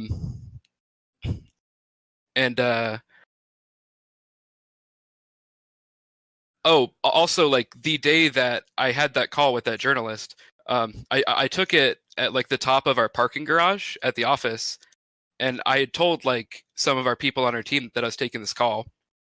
And as I was walking down from the call, it had just rained, and I fell down a fucking flight of stairs. And so I come in like, I'm like, oh yeah, I fell down some stairs. Thinking that like I was pushed. Yeah, I don't know. Anyways, so the talk was all right. And then I was approached afterwards by like several people who didn't look like they should fucking be at Hope, and just asked very strongly worded questions like, hey, like, where have you used this? Who do you work for? Who do you know? Tell me about like the Autosploit team. So that was pretty sketchy. And then I don't know, I got like kind of burnt out, and I don't really do ML anymore, but I have a whole bunch of thoughts on it. So it's cool if I kind of like detail the project or. Absolutely, yeah. I mean, you just go with whatever you want to discuss about it, because I know that there's parts of it that you might not want to. So I guess if you want to go over sort of what the script in question is and how you developed it, it'd be awesome to hear. Sure. So like there's kind of an iterative process. The first process, I kind of just wanted like a proof of concept. So what it was at first, I like parsed the CVE database against like common ports and common like indicators of certain systems in an Nmap scan, and then basically just like did like a simple deep learning model to basically build a predictor for like this showed up in an Nmap scan, like these 3 ports were open, like are there any CVEs that might look like they fit? So that was kind of neat, but it turns out like that's just like a Vuln scanner, and mine was a shitty Vuln scanner because it's like machine learning and not super accurate. But the actual project that ended up being a piece of it. There was a piece that kind of took a scan of like, or scans of like, say, like a whole network of machines, and then it was able to start to hone in on what it found the most interesting. So in reinforcement machine learning, there's a reward function. And in this case, for this piece of it, the reward function was interest. So as it would kind of say, hey, this port's interesting, or this machine's interesting, I'm going to scan it more heavily. If it got, you know, juicy data, or it got a good prediction, that was the reward function. So that piece actually was fairly simple.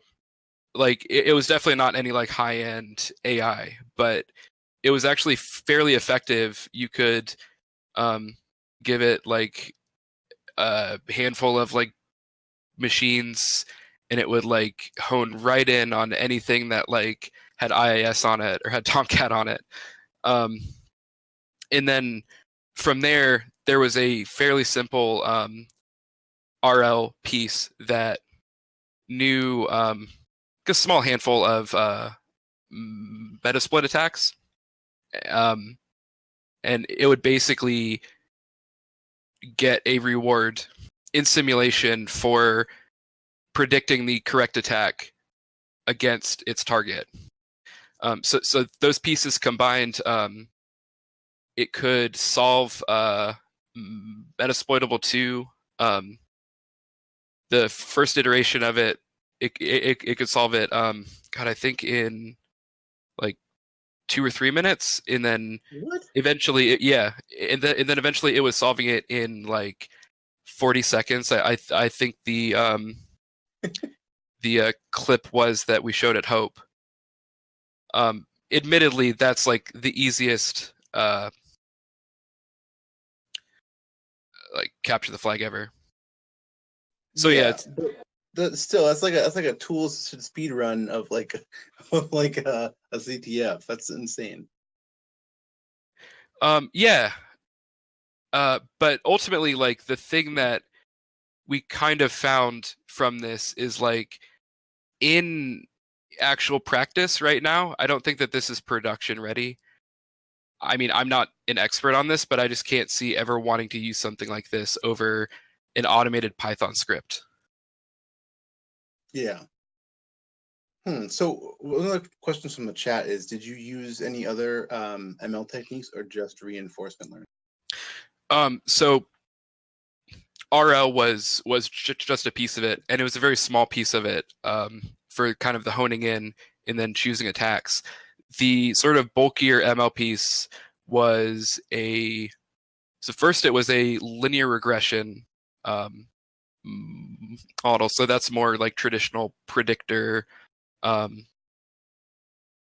ML. And then just to get super fancy, we like threw some TensorFlow in there. So it's like a deep learning CNN, which wasn't necessarily any more effective than the LR, but it definitely sounded cool because, you know, it's TensorFlow. That's the important part. You stop saying and so much. Jeez. Fucking Twitch chat. It's yeah, I mean, it's definitely it's hard to talk about certain things like this. So yeah, it's totally okay. So I guess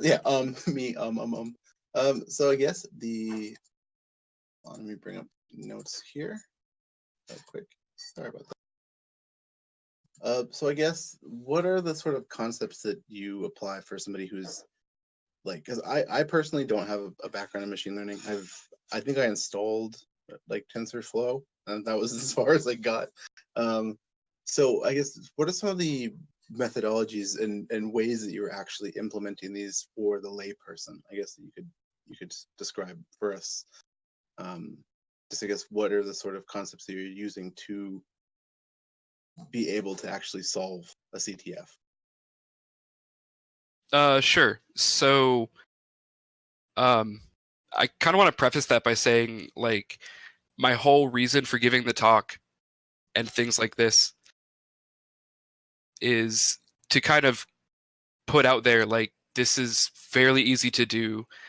I think the security community should be playing with this more, especially because there's definitely interest in like normal people not being able to play with this. Like machine learning is not just for academics. It's really fun to play with.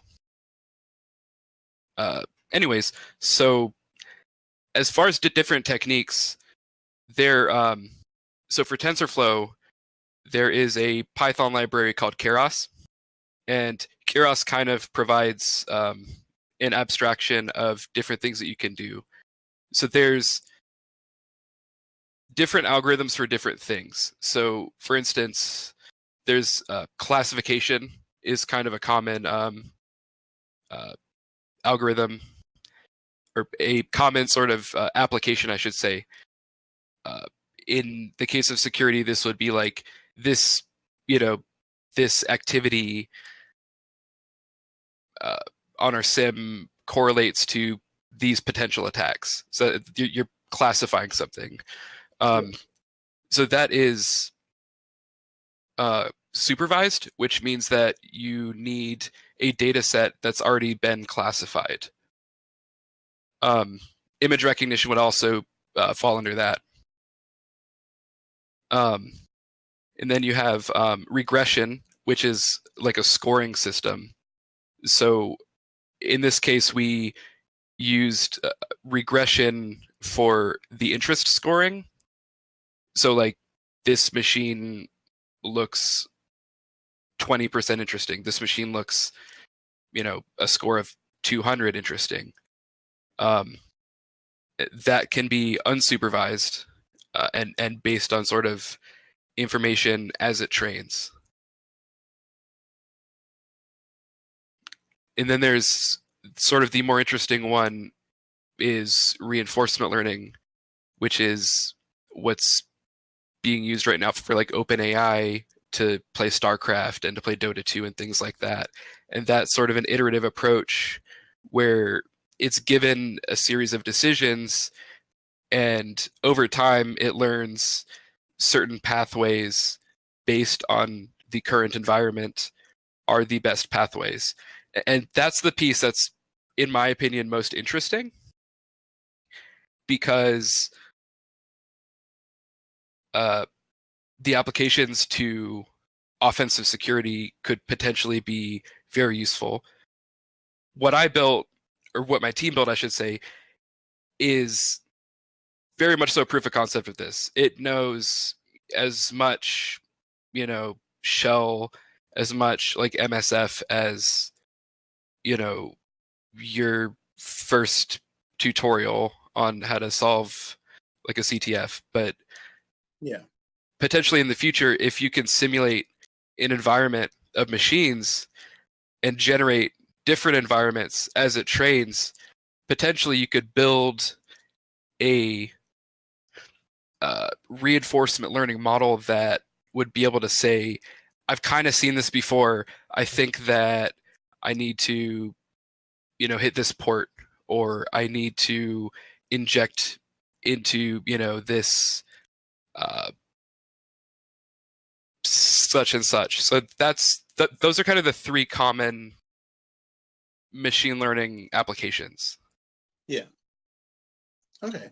That's really, really interesting stuff. It's just, it seems like simple when you explain it like this, but it definitely is a massive field to explore. I know there's people who have been playing with it, and it's really cool.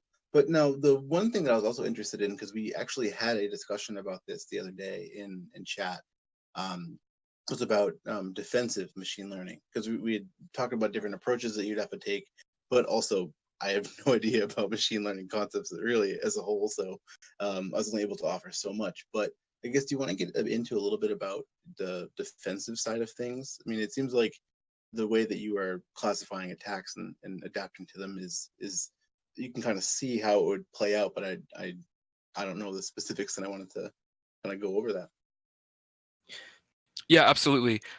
So currently in kind of the blue team sim space, there's a handful of offerings out there for ML. Splunk offers one, QRadar offers a handful of things, and so on. So currently, the common one that you see, QRadar definitely has this, and I believe Splunk does too, is user behavior analytics. So that's classification and clustering. So based on a user's activity, you can kind of cluster them into like, okay, this person's like an office worker. They probably aren't using SSH, and they're probably not here at 5 in the morning. And just that piece they found to be fairly effective in augmenting your SIM traffic analysis, because your developer might be up at 4 in the morning on SSH, but your CTO might not be. So that's a common use case right now. Traffic analysis is a fairly common or an emerging use case. I haven't heard of anyone that's doing it perfectly, but there's been a lot of academic research into basically taking a PCAP or taking like a stream and performing classification on the stream as it comes in. And the interesting thing about this is that if you can apply that to like a time series, as in you can look back 3 days and find that this IP made an outbound connection and now they're making an inbound connection, which we currently in most sim tech in most sim like correlation engines, this is done like fairly manually. But in this case, it would potentially make a model of your environment, like what looks like good, what looks like bad based on your specific environment, and perform analysis from there. The plus side of this is that if you're running it through a fairly simple algorithm through like a Spark cluster or something, it's very fast. You can just stream everything through it.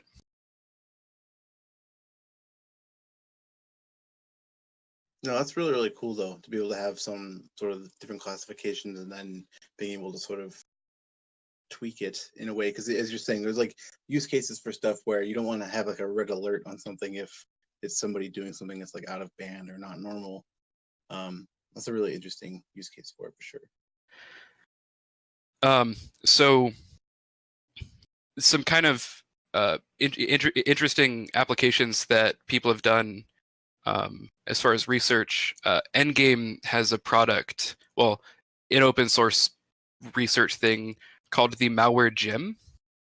And what the Malware Gym is it uses a tool called OpenAI Gym, which is a reinforcement platform. It provides an environment. So like if you've seen RL playing like Atari games, that's Gym. But they basically built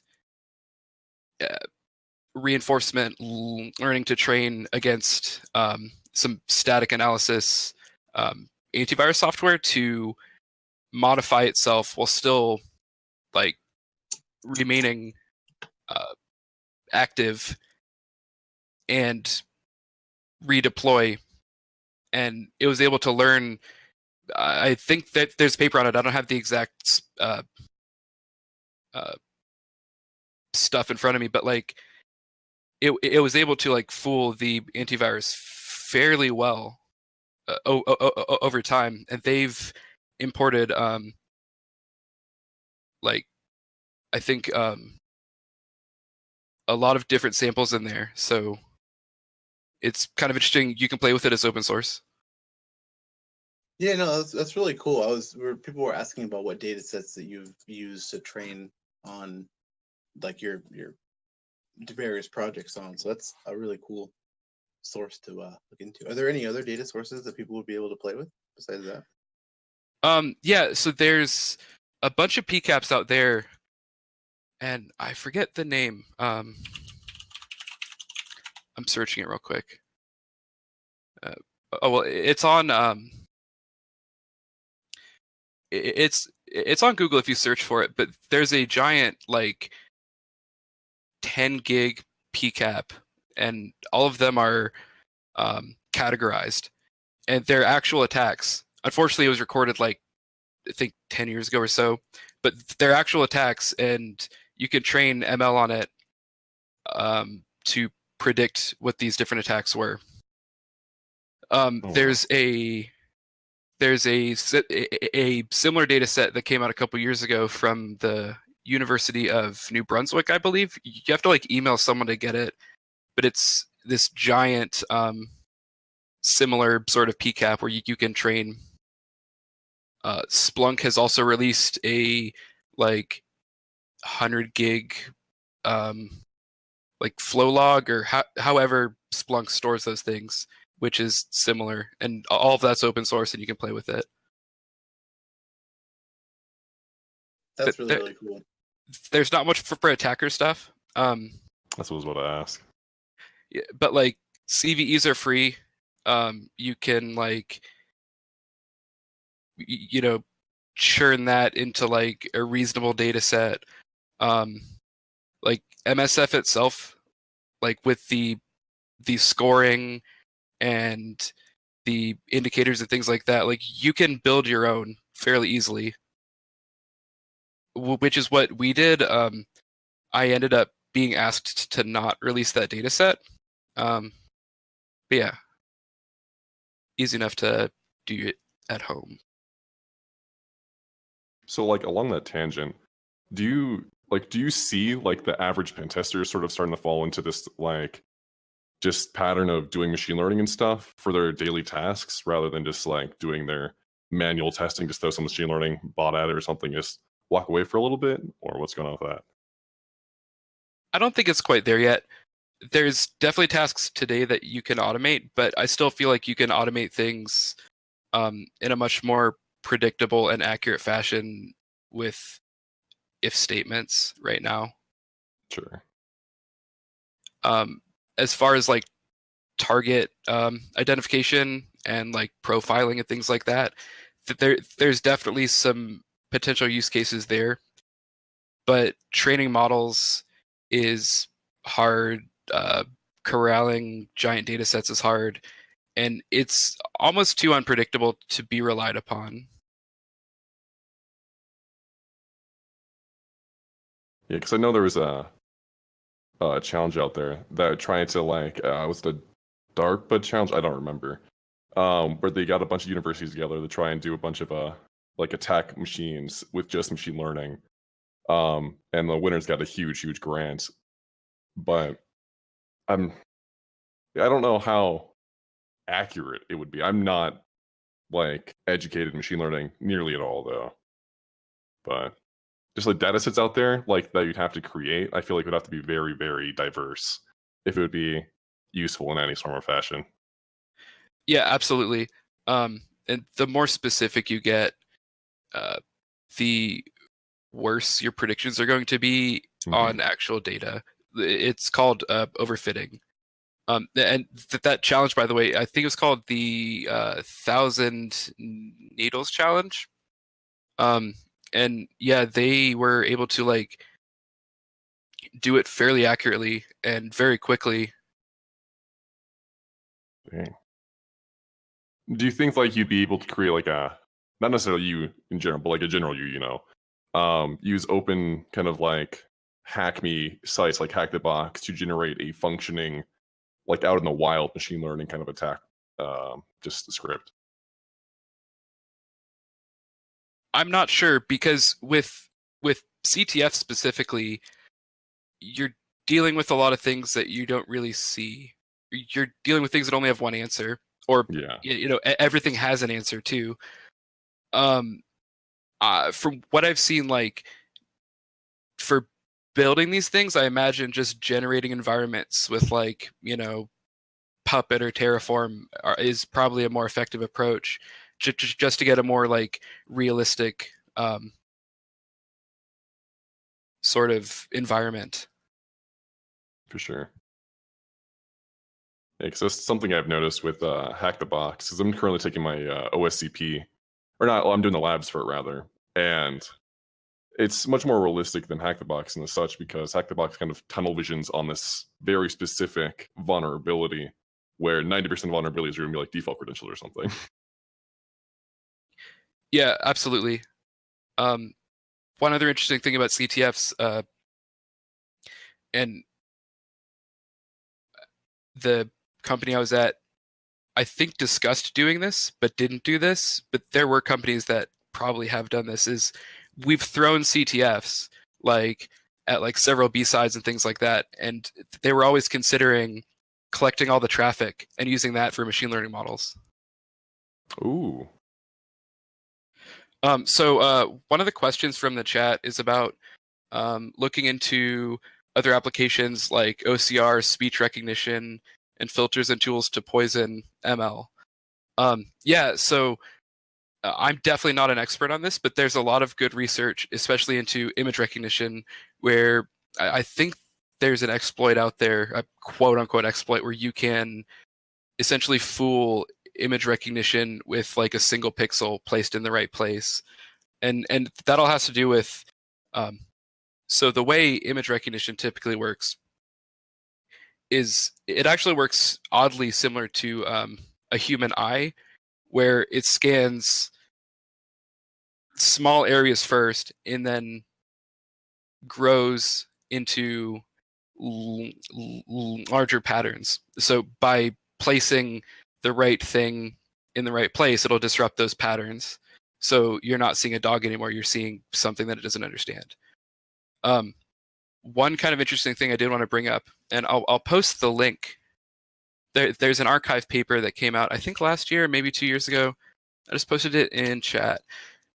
But what someone wrote about was that you can potentially extract things from a trained deep learning model. So say you have a service out there that does some kind of prediction, some kind of search stuff.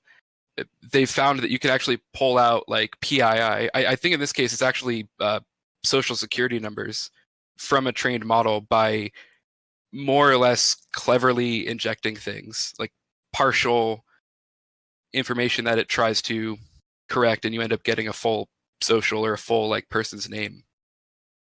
That's real interesting. That's really cool. It's terrifying, but it's really cool. There's a interesting ML security talk. I'll see if I can find it and post it in the chat notes. But they've actually solved that problem by changing how they train the models, specifically how it adjusts and kind of stores like each iteration without too much of a reduction in accuracy. So that's solved. I don't know if people are actually using the solution because it requires changing your whole algorithm, but yeah, it is essentially a side channel attack.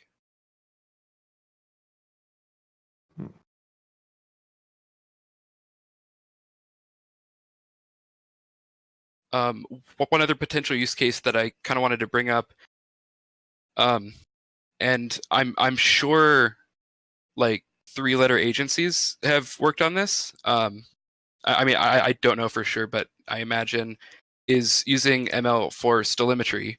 So what stelimetry is, and I'm not an expert on it, but it's essentially like speech pattern analysis. So if you type a certain way, you'll typically throw off certain patterns. Oh, what's up, Underflow? So what you can do with this, right, is you can de-anonymize someone's posts. So say you are at like a company, you have 5 years of person's emails and Slack conversations. Suddenly someone's posting bad Glassdoor reviews. You could potentially build a stelimetry model off of someone's emails and get a score of this is definitely that asshole Steve posting on Glassdoor, which is a scary application. Yeah, it reminds me of how certain publications will take transcripts from people and then retype them in their own voice for like sensitive information and leaks and whatnot. For just that reason, yeah.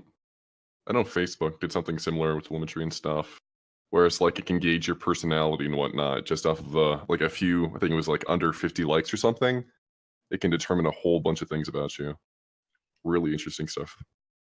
Yeah, and that's also how they tried to find Satoshi, by looking at all the early Bitcoin papers, all the articles, blog posts. I think, most of them ended up with Nick Sabatso or whatever his name is, but he denies it. Pretty sure it's actually John McAfee. Definitely John McAfee. That was an accident, a very profound experience. Oh, Christ. It's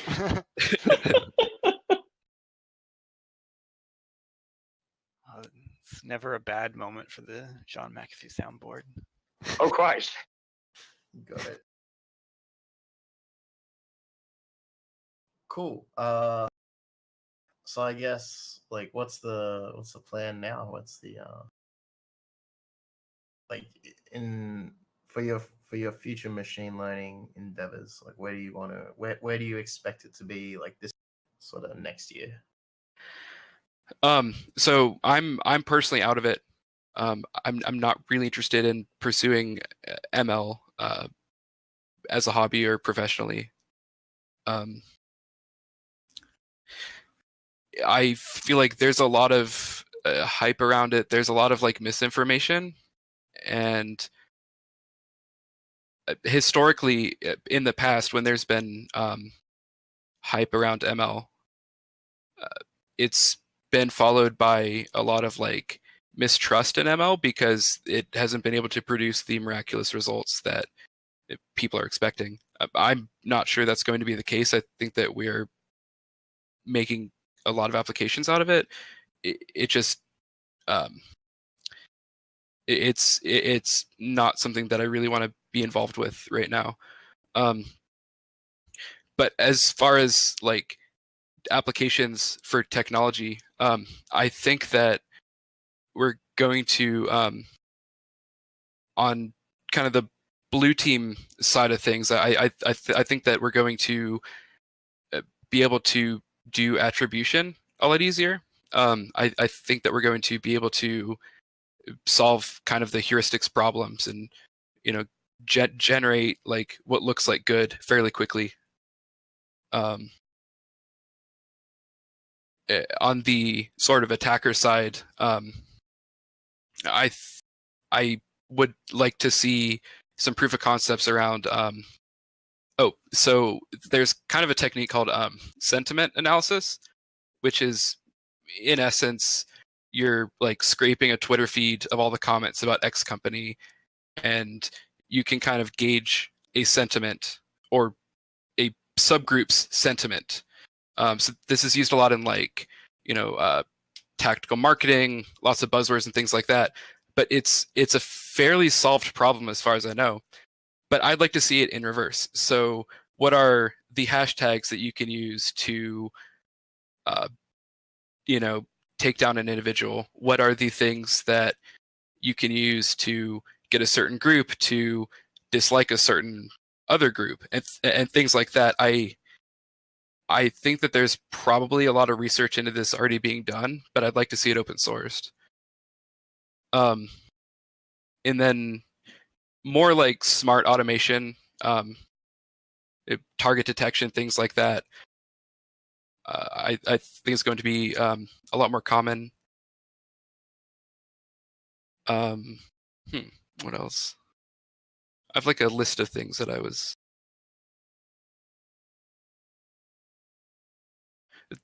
There's possible applications in using adversarial ML. This is like adversarial as in like training against another ML, not like adversary attacks. But it's possible right now to create encodings out of a data set. So like that's how they generate like the like new Pokemon. Like, oh, there's an ML algorithm that can like generate a new Pokemon. That's typically an autoencoder. But I think that there's some potential applications around sending large amounts of data by only sending part of it and a compiled autoencoder.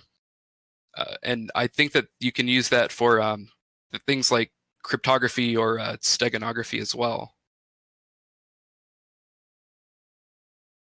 That's pretty crazy. There's a lot of applications I think that'll probably pop up in the future as like derivatives of this as well. So it'll be good.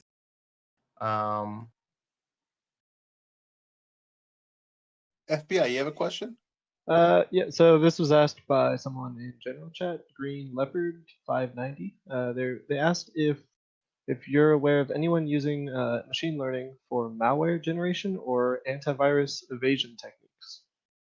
Well, I had just mentioned Endgame's Gym.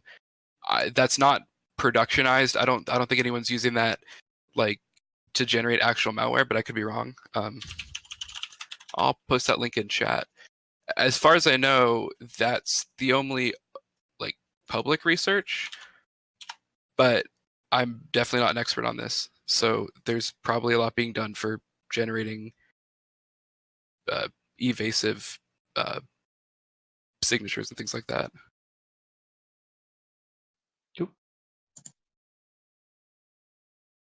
That's awesome. Yeah, there's so much to explore in this space, and it's definitely really cool just to hear some of the practical examples of this. I guess if anybody is trying to get into this, I guess where would you say that they would start in terms of building their own models and training data sets, things like that? So it's actually like really easy. There is a few YouTubers out there. He's kind of energetic, but Siraj Raval has some very good introductory material on the subject that can get you like making cool things very quickly. There's a handful of Coursera courses. Andrew NG, I don't know how to pronounce that last name. I'm sorry, but his course is incredible. Francois Chalet's the individual that developed Keras, and he wrote like the best introductory book to Keras, which again will get you like building actual applications within an hour. And I would definitely like to see more people playing with it. Yeah, absolutely. We definitely want to explore this sort of space more, and have some more people come on in the future too to discuss machine learning as well. So thanks for definitely for coming on and enlightening us about this kind of thing. I guess, do you want to say a little bit more about, or anything more about what you do now, and how you might apply these sort of skills to DevOps, DevSecOps, things like that? From what I've seen, I don't know if I would really want to like apply like ML to a sim and rely on it in prod. But I think there are definitely things out there, like products out there that can kind of do augmented scoring. So your like security ops people can see something and say, hey, this looks pretty bad, but the machine only gave it a 9%. Like maybe I should look at this closer. Or yeah, this looks benign. I've been looking at alerts all day, but it has a 99%. Like that, that augmentation, while I don't think we're at a place where we can rely on it, is potentially a useful tool. Unfortunately, it's fucking expensive. Now, why is something like this so expensive? Because CISSPs like to throw around that they have AI. Sim are ridiculously expensive right now. And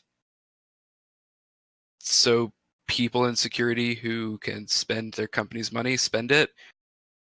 And there hasn't been a ton of solid open source software out there for like aggregating security information or performing analysis on it.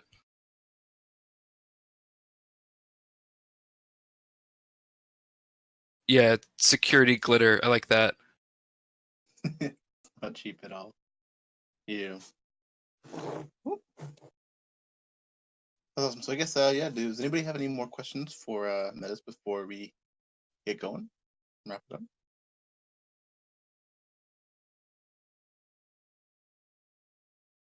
Anyone in the chat?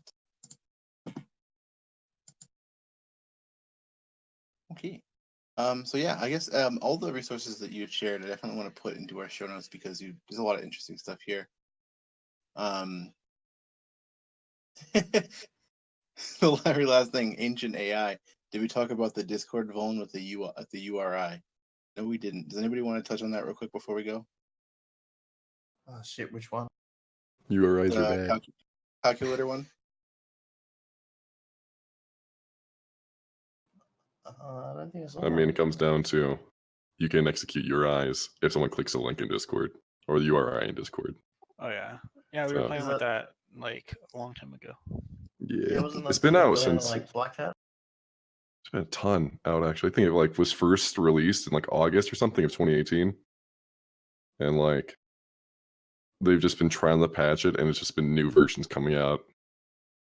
Oh yeah, sure. Yeah, actually, I think we talked to the person who found it originally and reported it in August when it happened, and it's just still a thing. Just Yeah. a URI exploitation. Because they said it was like a social engineering exploit, so like it's not actually something that's on the top of their priority list to fix or something. Oh, okay. Which I'm like, okay, that's I don't agree, but okay. Sorry, we can't fix our users. Right. Yeah. Oh, I think this question might be for you, Metis, from Dash. 100 duck-sized horses or 1 horse-sized duck? That is a incredible question. I think we're trying to solve that still in the security community. Programming is hard, and machines are scary, and horses are an unsolved problem right now in AI. I'm sorry. Very loaded question there. That's very woke, very woke. Oh yeah, no, it's wisely on your ears. He has spoken. Help computer. So yeah, thanks so much, Metis, for coming on and talking to us. We've had a lot of I've learned a lot, and I want to play with some of the stuff that you've shared with us. So definitely want to thank you, and yeah, thanks everybody for coming on, chatting with us, and asking questions and hanging out. And we'll be back next week. We're still trying to figure out our schedule. We have to move some people around, but we'll get out our new schedule for the rest of the month very soon. So with that, does anybody have any last words before we go? Dan's not here, so shut up and get a lawyer on behalf of Dan. Yes. Hack the AI. Hack the planet. Hack the Skynet. Hack the planet. Oh Christ! Just don't hack the election. All right, well, see you guys.